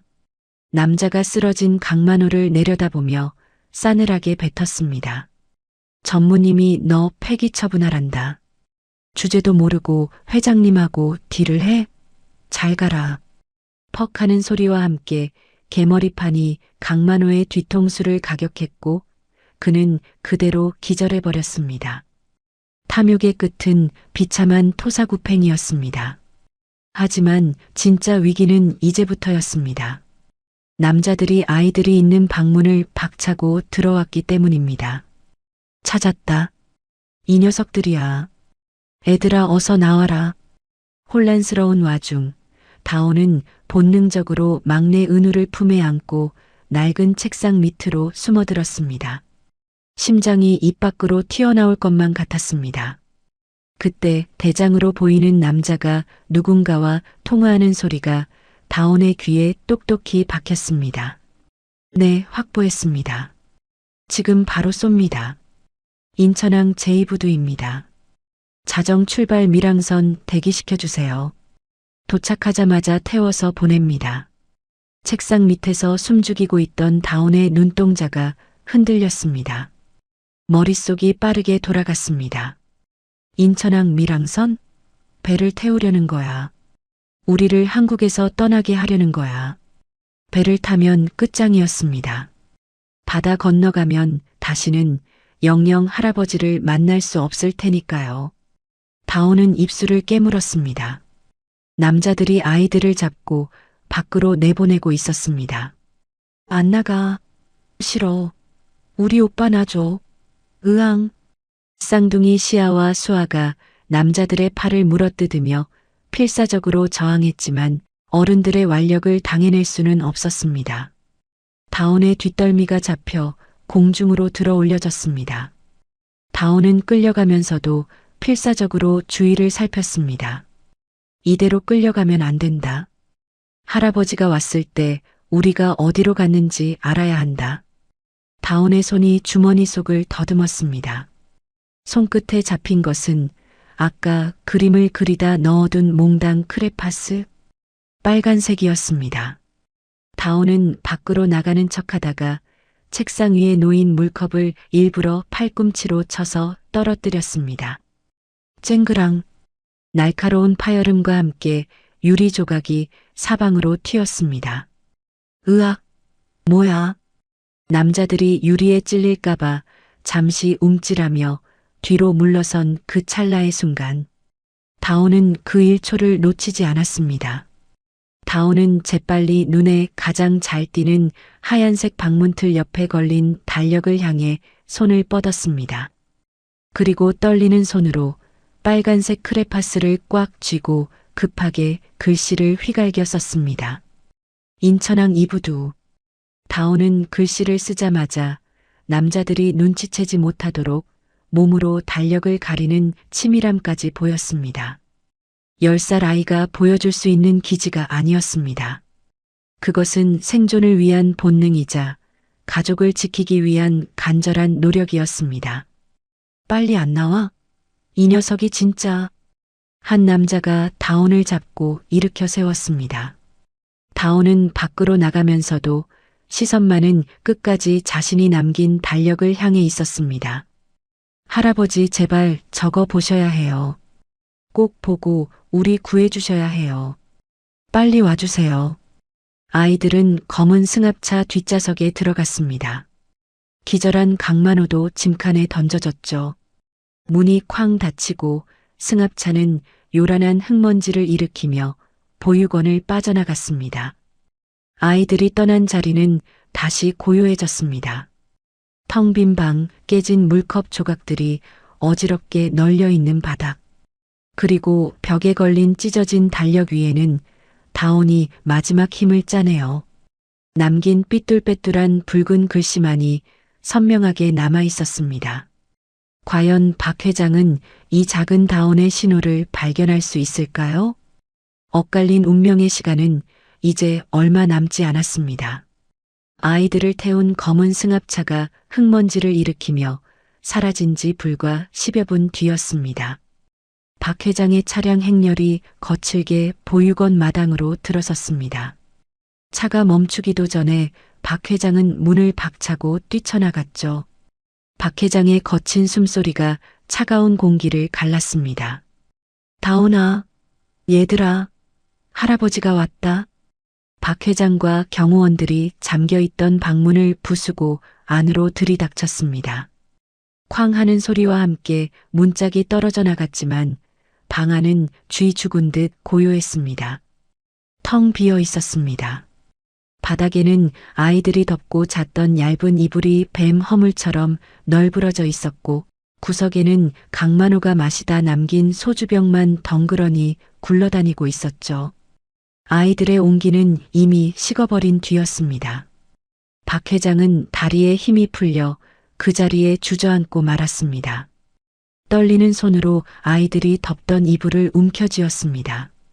이불에서는 퀴퀴한 곰팡이 냄새와 함께 미처 사라지지 않은 아기 냄새가 희미하게 배어 있었습니다. 늦었어. 내가 또 한 발 늦었어.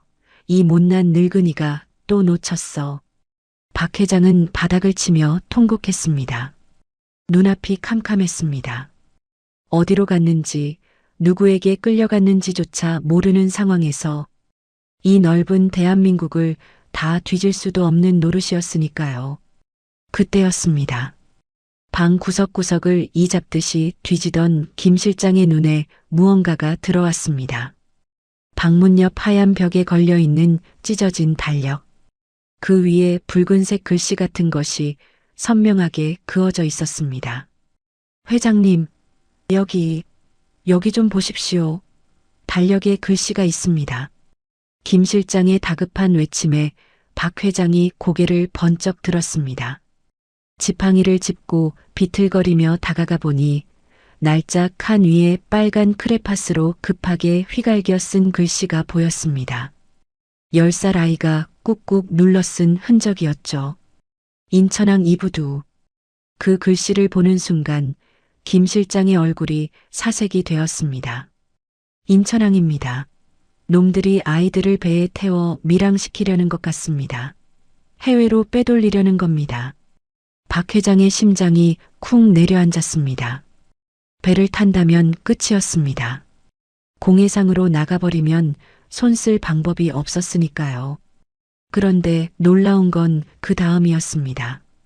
김 실장이 덜렁거리는 벽지 틈새에서 꼬깃꼬깃 접힌 종이 뭉치를 발견한 겁니다. 다온이가 미리 숨겨두었던 찢어진 과자 상자 뒷면에 쓴 쪽지였습니다.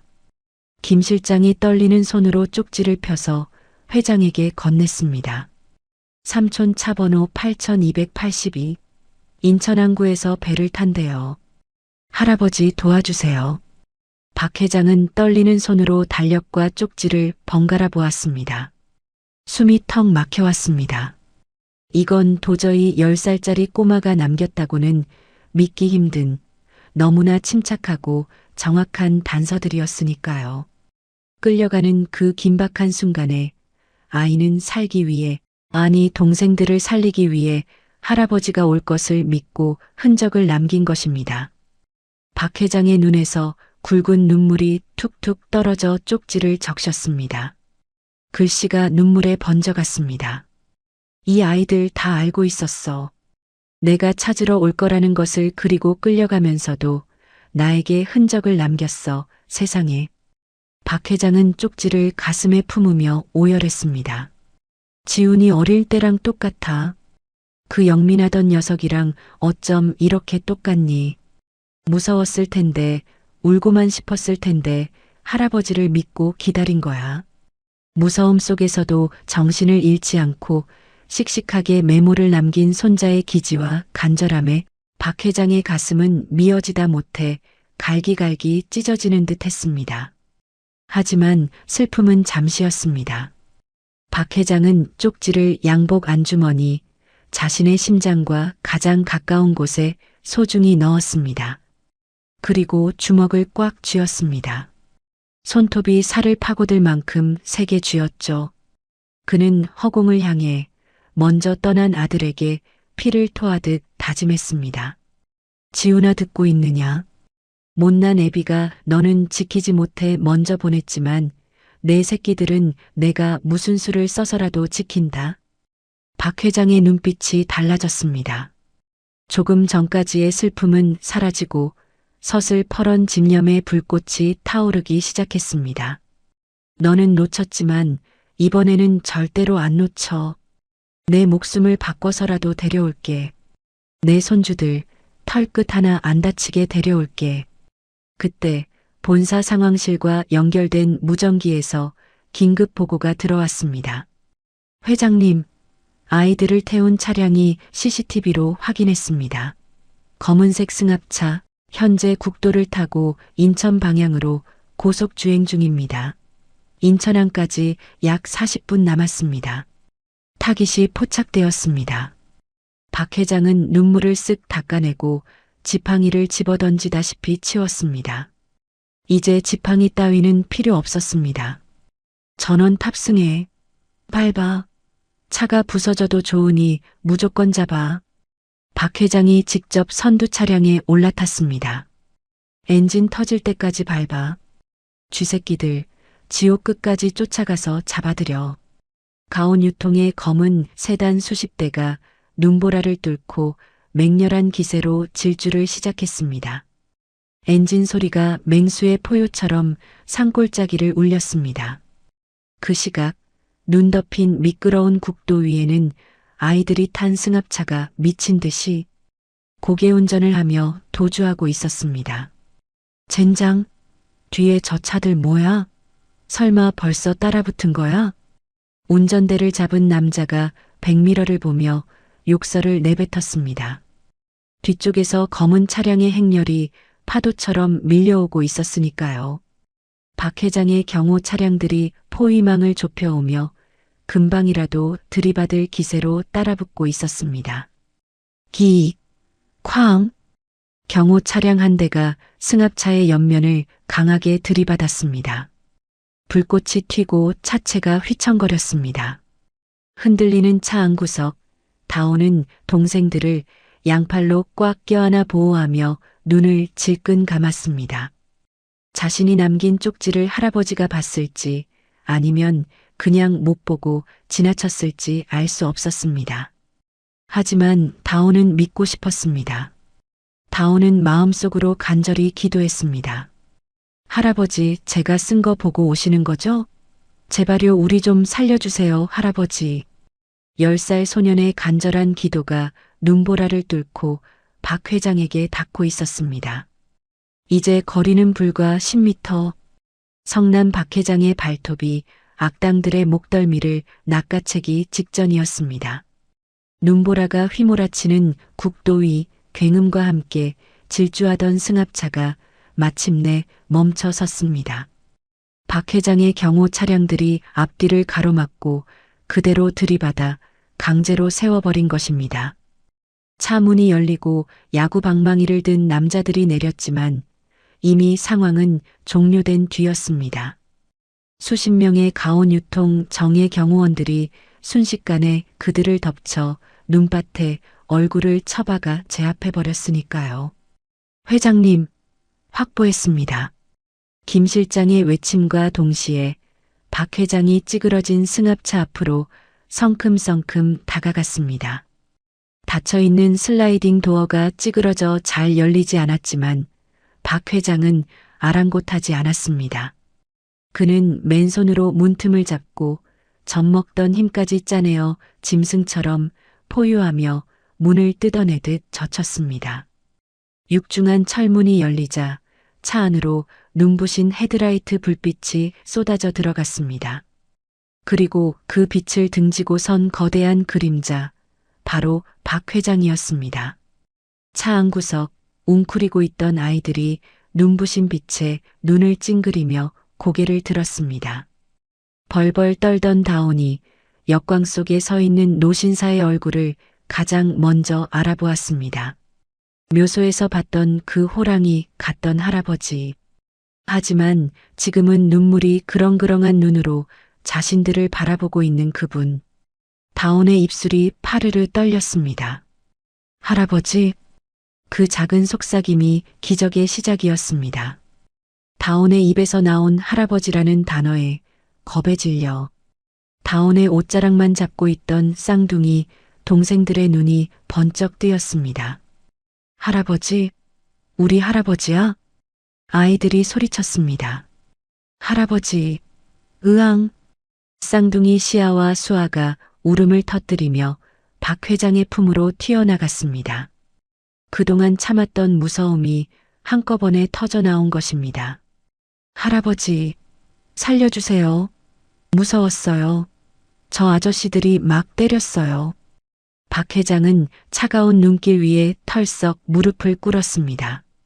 달려드는 손녀들을 와락 끌어안았습니다. 그리고 등에 엎여있던 막내 은우까지 품에 감싸 안았습니다. 오냐, 오냐 할아버지가 왔다. 늦어서 미안하다. 이제 괜찮다. 아무도 너희 못 건드린다. 이제 살았다. 박 회장은 아이들의 등을 거친 손으로 쓸어내리며 하염없이 눈물을 흘렸습니다. 아이들의 체온이 전해지자 그제야 살 것 같았습니다. 그 소란스러운 재회의 현장을 다오는 한 발 물러서서 지켜보고 있었습니다. 동생들이 할아버지 품에 안겨 오는 모습을 보자 긴장이 탁 풀리면서 다리에 힘이 빠져나갔습니다. 살았어, 우리는 살았어. 이제 더는 도망 다니지 않아도 돼. 안도감과 함께 꾹꾹 눌러왔던 눈물이 댐이 터지듯 볼을 타고 주르륵 흘러내렸습니다. 다오는 소리내어 울지도 못하고 그저 어깨만 들썩이며 흐릿해진 시야로 할아버지를 바라보았습니다. 할아버지가 동생들을 안아주는 것만으로도 충분하다고, 나는 오빠니까 참아야 한다고 생각하면서요. 그때였습니다. 아이들을 달래던 박 회장의 시선이 뒤에 홀로 남겨진 다온에게 닿았습니다. 박 회장의 가슴이 쿵 내려앉았습니다. 저 조그만 녀석이 고작 10살밖에 안 된 핏덩이가 동생들을 살리겠다고, 그 무서운 어른들 틈에서 쪽지를 쓰고 달력에 글씨를 남겼습니다. 어린 것이 가장 노릇을 하느라 지금도 선뜻 안기지 못하고, 서 있는 저 모습이 10년 전 내쳐졌던 아들 지훈의 모습과 겹쳐 보였습니다. 박 회장은 쌍둥이들을 품에 안은 채 남은 한쪽 팔을 활짝 벌렸습니다. 그리고 젖은 목소리로 불렀습니다. 다온아, 너도 이리 온. 내 새끼, 어서 오너라. 그 따뜻한 부름 한마디가 다온이 억지로 쓰고 있던 어른의 가면을 산산조각 냈습니다. 할아버지, 할아버지. 다온은 더 이상 참을 수가 없었습니다. 다리에 힘이 풀려 비틀거리면서도 다온은 할아버지를 향해 달렸습니다. 그리고 박 회장의 넓은 가슴에 무너지듯 안겼습니다. 할아버지, 저 진짜 무서웠어요. 동생들 잃어버릴까봐, 할아버지가 안 오실까봐. 다온은 이제서야 어린아이가 되어 꺽 소리를 내며 목 놓아 울었습니다.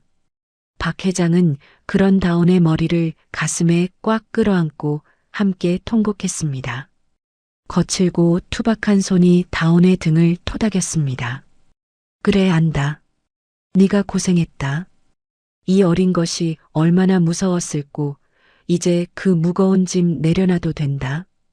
이제 네가 안 지켜도 돼. 할아버지가 다 막. 내가 다 막아주마. 잘못했어요. 제사상 음식 훔쳐먹어서 죄송해요. 아니다, 아니다. 내가 미안하다. 할아버지가 너무 늦었다. 따뜻한 밥 한 끼 못 먹이고 미안하다, 아가야. 눈 내리는 도로 위 서로를 으스러지게 껴안은 할아버지와 남매의 울음소리가 눈보라를 뚫고 울려 퍼졌습니다.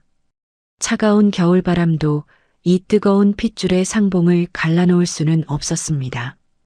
그것은 죽은 아들이 보내준 기적이었고 지옥 끝에서 피어난 가족이었습니다.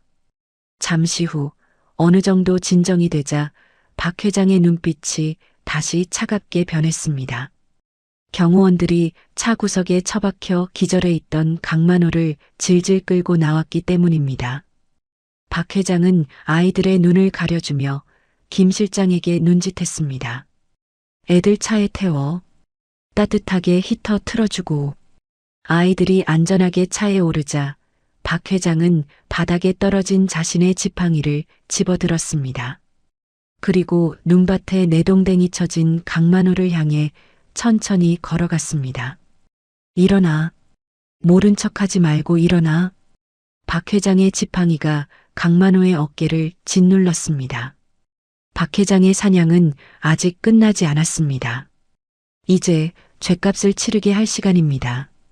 눈보라치는 도로 위 상황은 완전히 역전되었습니다.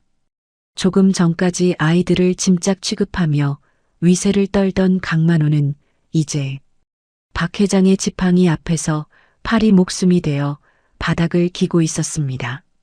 박 회장의 서슬 퍼런 눈빛에 기가 질린 그는 납작 엎드려 비굴하게 빌기 시작했습니다. 회장님, 제발 살려주세요. 제가 하려던 거 아닙니다. 억울합니다. 강만호는 콧물 범벅이 된 얼굴로 바짓가랑이를 붙잡았습니다. 이거 다 전무라는 사람이 시킨 겁니다. 돈 줄 테니 애들 치워달라고 했다고요. 전 그냥 시키는 대로 한 죄밖에 없습니다. 박 회장의 눈썹이 꿈틀했습니다. 증거 있나? 내 조카가 시켰다는 증거가 있어? 있습니다. 여기 다 있습니다. 강만호는 살기 위해 품 안주머니를 뒤져 꼬깃꼬깃한 종이 뭉치와 휴대폰을 꺼내 바쳤습니다. 그것은 최 전무 측과 맺은 이면 계약서와 문자 내역이었습니다. 박 회장이 떨리는 손으로 휴대폰 화면을 확인했습니다. 처리 완료하면 4억 5천 입금함. 다시는 한국 땅 못 밟게 뒤탈없게 멀리 보내. 오늘 밤이 데드라인이야. 최 전무 신복이 보낸 적나라한 지시 내용. 박 회장의 손이 부들부들 떨렸습니다. 배신감에 숨이 턱 막혀왔습니다. 기철이 이놈이 고작 회장 자리가 뭐라고. 제 사촌형 자식들을, 제 조카들을 이렇게 만들어? 짐승만도 못한 놈. 그때 멀리서 요란한 사이렌 소리가 밤 공기를 갈랐습니다. 빨간 경광등을 번쩍이며 경찰차 여러 대가 눈길을 미끄러지듯 달려와 현장을 포위했습니다. 가온유통법무팀의 신고를 받고 출동한 광역수사대였습니다.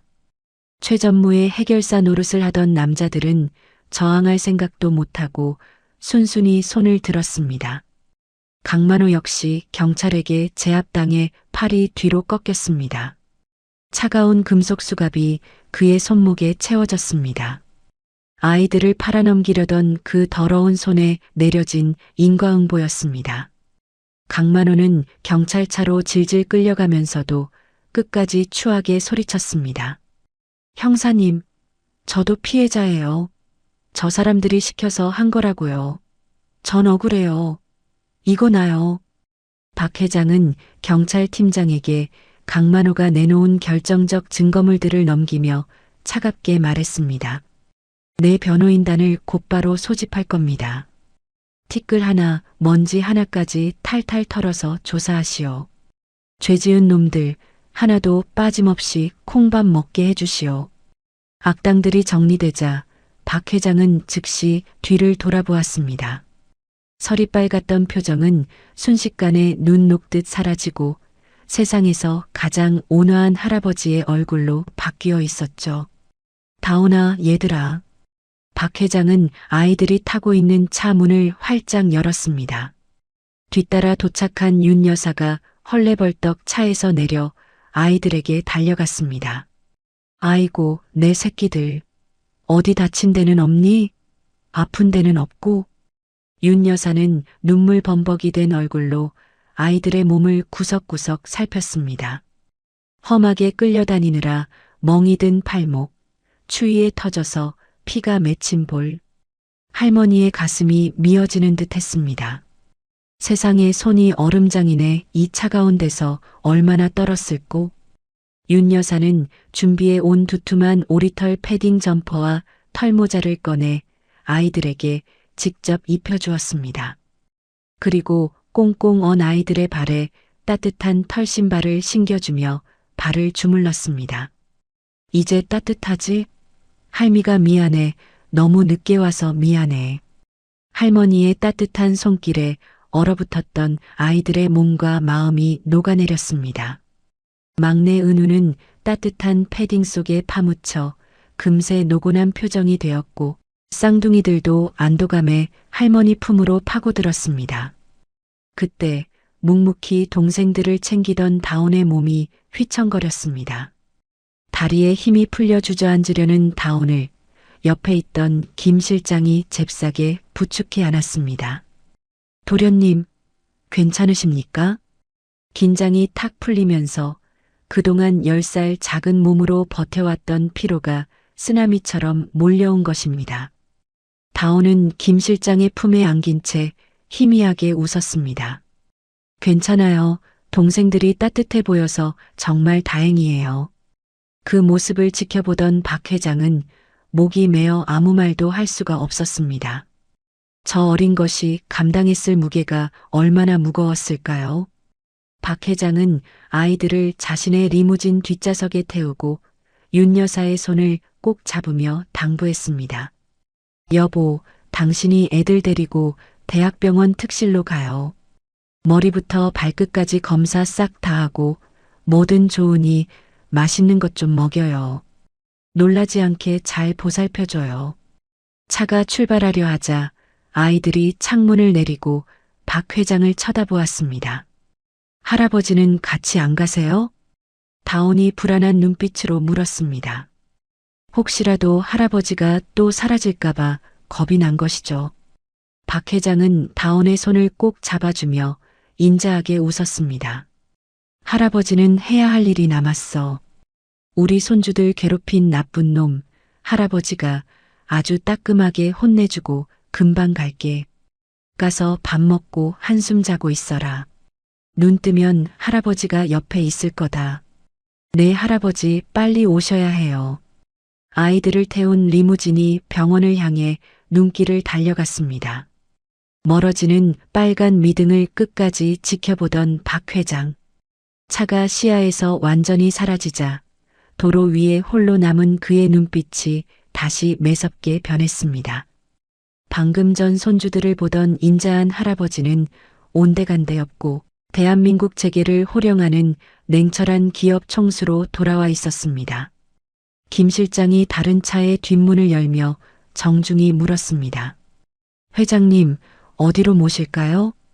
박 회장은 흐트러진 넥타이를 거칠게 고쳐 맸습니다. 그리고 지팡이를 고쳐 잡으며 나지막이 그러나 묵직하게 명령했습니다. 본사로 가자. 이사회장으로. 그의 눈에서 파란 불꽃이 튀었습니다. 기철이 그놈 그 자리에서 끌어내리러 간다. 오늘이 그놈 제삿날이야. 검은 세단이 거친 엔진 소리를 내며 어둠 속으로 질주했습니다. 이제 진짜 심판의 시간이 시작되었습니다. 가온 유통 본사 대회의실에는 무거운 긴장감이 감돌았습니다. 예정에 없던 긴급 이사회가 소집되었기 때문입니다. 상석에 앉은 사람은 박 회장이 아니었습니다. 바로 최기철 전무였습니다. 그는 말끔한 정장을 차려입고 근엄한 표정으로 단상에 섰지만 입가에는 숨길 수 없는 비겁한 미소가 번져 있었습니다. 그는 헛기침을 한 번 하더니 엄숙한 목소리로 거짓말을 늘어놓기 시작했습니다. 존경하는 임원 여러분, 비통한 소식을 전하게 되어 유감입니다. 어제 박 회장님께서 갑작스러운 노안과 손주 문제로 인한 충격으로 쓰러지셨습니다. 회의장이 술렁거렸습니다. 최 전무는 슬픈 척 연기를 하며 말을 이었습니다. 현재 회장님은 심신이 매우 미약한 상태라 정상적인 경영이 불가능하십니다. 따라서 회사의 안정을 위해 정관에 의거하여 부회장인 제가 경영권을 대행하도록 하겠습니다. 이해 없으시죠? 임원들이 서로 눈치를 보는 사이 최 전무는 회심의 미소를 지으며 의사봉을 높이 들었습니다. 이제 이 의사봉을 내리치면 가온 유통은 자신의 손아귀에 들어오는 것이었습니다. 자, 그럼 통과된 걸로 알고. 그때였습니다. 의사봉 소리가 아닌 굉음과 함께 회의실의 육중한 양쪽 문이 활짝 젖혀졌습니다. 모두의 시선이 문 쪽으로 쏠렸습니다. 그리고 그곳에는 병상에 누워 있어야 할 박진환 회장이 두 눈을 부릅뜨고 서 있었습니다. 쓰러지기는커녕 그 어느 때보다 강인하고 위압적인 모습이었죠. 그의 뒤로는 국내 최고의 변호인단과 광역수사대 형사들이 병풍처럼 포진해 있었습니다. 박 회장이 지팡이 소리를 내며 단상 앞으로 걸어왔습니다. 그 발소리 하나하나가 최 전무의 심장을 짓밟는 듯 했습니다. 회장님, 놀란 최 전무가 말을 더듬으며 뒷걸음질 쳤습니다. 박 회장은 대답 대신 지팡이를 들어 단상 위에 놓인 최 전무의 명패를 바닥으로 쓸어버렸습니다. 와장창 명패가 산산조각 났습니다. 박 회장의 호랑이 같은 눈빛이 최 전무를 꿰뚫었습니다. 내가 쓰러져? 심신이 미약해? 내 놈 눈에는 내가 벌써 송장으로 보이더냐? 그렇게 내 자리가 탐나더냐? 천둥 같은 호통에 회의실이 찌릿하게 울렸습니다. 궁지에 몰린 최 전무의 눈동자가 빠르게 굴러갔습니다. 그는 뻔뻔하게 표정을 싹 바꾸더니 억울하다는 듯이 연기를 시작했습니다. 회장님, 오해십니다. 저는 회장님을 대신해 회사를 지키려던 겁니다. 그리고 아이들 일은 제가 아이들을 보호하려고 잠시 피신시킨 겁니다. 그 삼촌 나쁜 놈인 거 아시잖아요. 그의 궤변은 청산유수였습니다. 그 삼촌이란 작자가 애들을 굶기고 학대한다길래 제가 보다 못해 구출해서 좋은 환경에서 공부시키려고 유학 보내려던 참이었습니다. 저도 조카들을 만나서 얼마나 반가웠는데요. 이건 다 모함입니다, 회장님. 그럴싸한 거짓말에 일부 이사들이 조금씩 동요하기 시작했습니다. 아니, 그런 거였어? 최 전무는 기세를 몰아 목소리를 높였습니다. 제가 왜 조카들을 해치겠습니까? 저도 같은 핏줄입니다. 박 회장은 기가 차다는 듯 코웃음을 쳤습니다. 보호? 유학? 핏줄? 그래, 저 영상을 보고도 그 더러운 주둥이에서 그 소리가 나오나 보자. 박 회장이 손짓하자 회의실에 불이 꺼지고 대형 스크린이 켜졌습니다. 화면에는 경찰 조사실에 앉아 있는 강만호의 모습이 나타났습니다. 영상 속 강만호는 수갑을 찬 채 울먹이며 자백하고 있었습니다. 형사님, 진짜라니까요. 전무라는 사람이 시켰어요. 애들 쥐도 새도 모르게 치우면 5억 준다고. 입양 브로커도 그쪽이 불렀어요. 저는 무서워서 시키는 대로 했을 뿐입니다. 회의실이 찬물을 끼얹은 듯 조용해졌습니다. 하지만 이게 끝이 아니었습니다.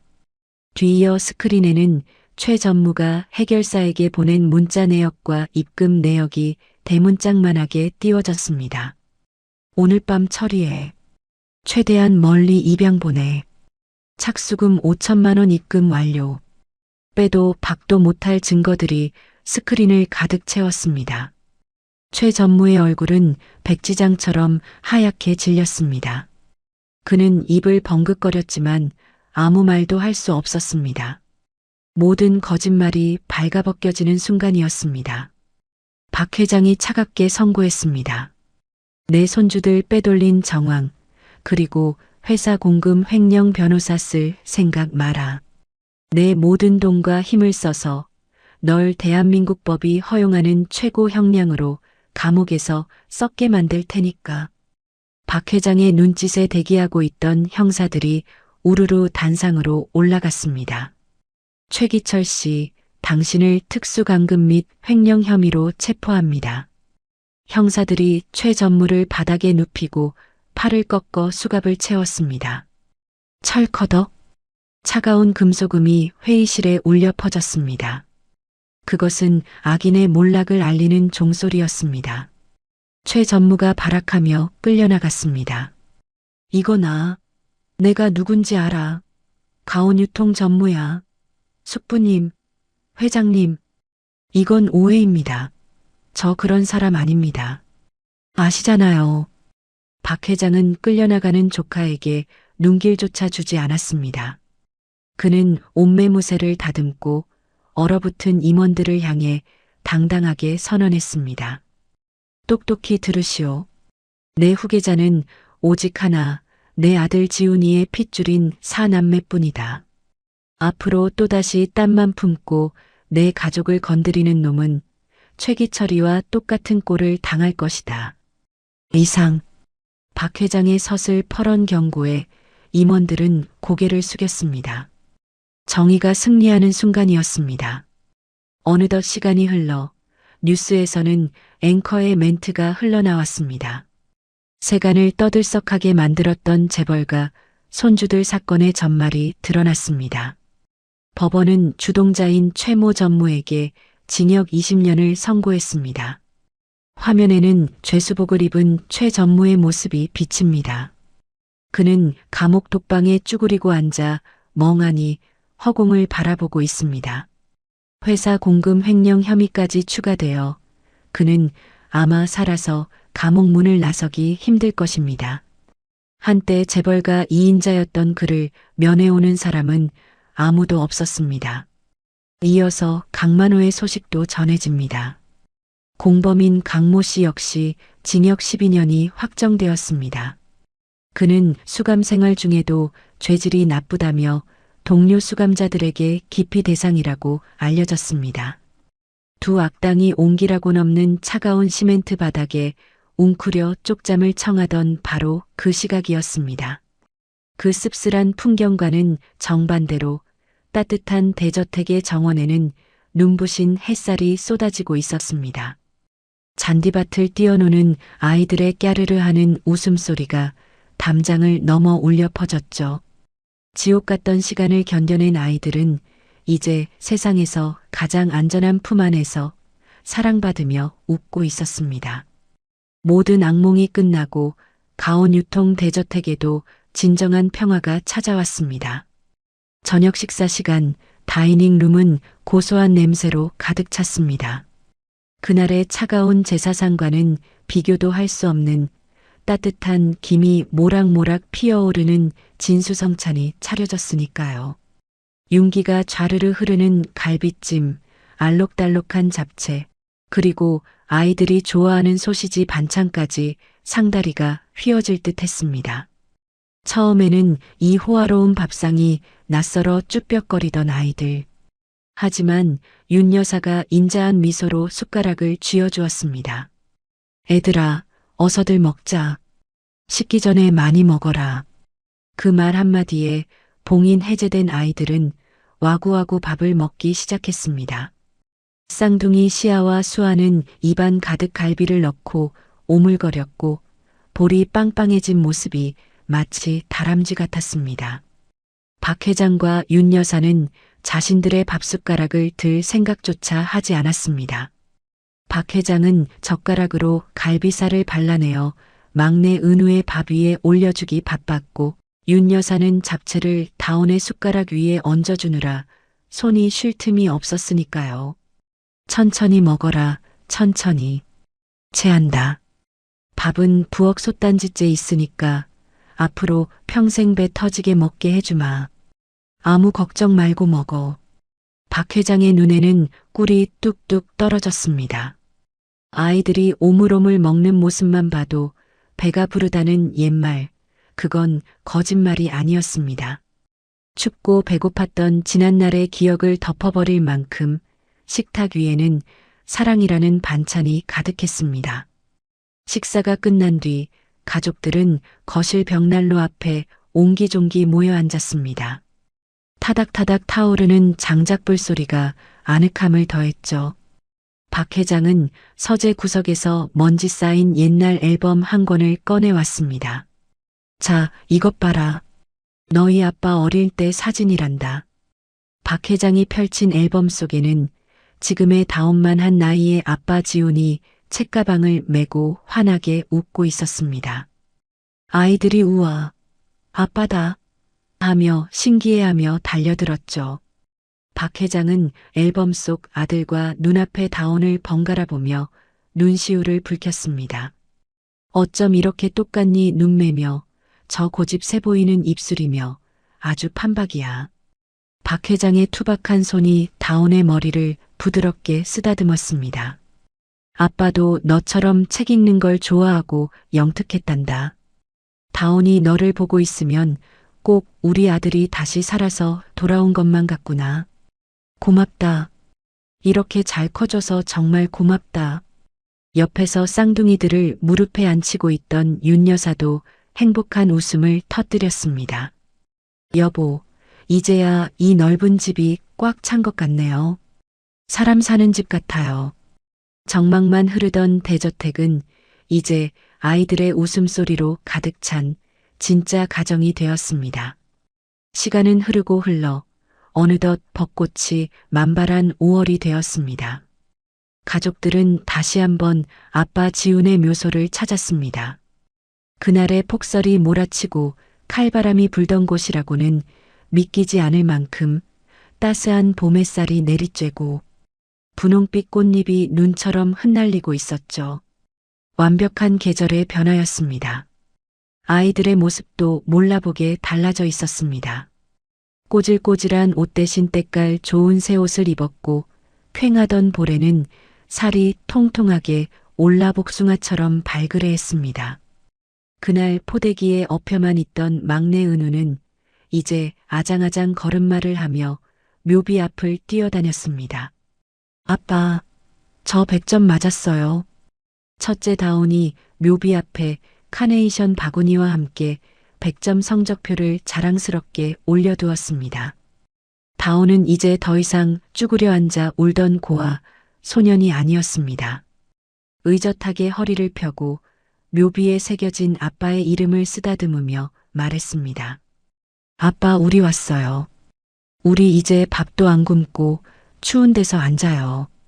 동생들도 유치원 다니고 저도 학교에서 친구 많이 사귀었어요. 다온은 뒤에 서 있는 할아버지와 할머니를 돌아보며 환하게 웃었습니다. 할아버지가 우리 엄청 사랑해줘요. 갖고 싶은 거 다 사주시고 아빠 이야기도 매일 해주셔요. 그러니까 아빠도 거기선 우리 걱정하지 마세요. 그 씩씩한 말에 뒤에 서 있던 윤 여사는 눈물을 훔쳤고 박 회장의 입가에는 흐뭇한 미소가 번졌습니다. 10년 묵은 체증이 싹 내려가는 순간이었습니다. 아이들이 흩날리는 벚꽃잎을 잡으러 깨르르 웃으며 뛰어노는 동안 박 회장은 묘비 앞에 정성스럽게 술 한 잔을 따랐습니다. 박 회장은 하늘을 올려다보았습니다. 그의 눈빛은 더 이상 회한이나 슬픔에 차있지 않았습니다. 편안함 그리고 가장으로서의 굳은 의지가 담겨 있었죠. 지훈아, 보고 있느냐? 내 아이들이 이렇게 예쁘게 컸단다. 바람이 불어와 박 회장의 흰 머리카락을 부드럽게 쓸고 지나갔습니다. 거기선 아프지 말고 외롭지 말고 마음 편히 쉬거라. 네가 남긴 이 보물들은 이 못난 애비가 목숨 걸고 지키마. 내 남은 생을 다 바쳐서 행복하게 해주마. 그것은 아들에게 바치는 사죄이자 영원히 지키겠다는 굳건한 약속이었습니다. 그때 저 멀리 꽃길을 뛰어가던 아이들이 뒤를 돌아보며 손짓했습니다. 할아버지, 할머니, 빨리 오세요. 꽃비 내려요. 박 회장과 윤 여사가 마주보며 환하게 웃었습니다. 그래, 간다가. 노부부는 서로의 손을 꼭 잡고 아이들이 기다리는 벚꽃 터널 아래로 걸어갔습니다. 흩날리는 분홍색 꽃잎들 사이로 할아버지와 할머니 그리고 4명의 손주들이 나란히 걸어가는 뒷모습이 그림처럼 멀어져 갔습니다. 그 뒷모습은 그 어떤 재벌가의 위엄보다 빛나고 그 어떤 보석보다 아름다웠습니다. 이제 그들의 앞길에는 하얀 눈 대신 따뜻한 꽃비만이 내릴 것입니다. 영원히 말이죠.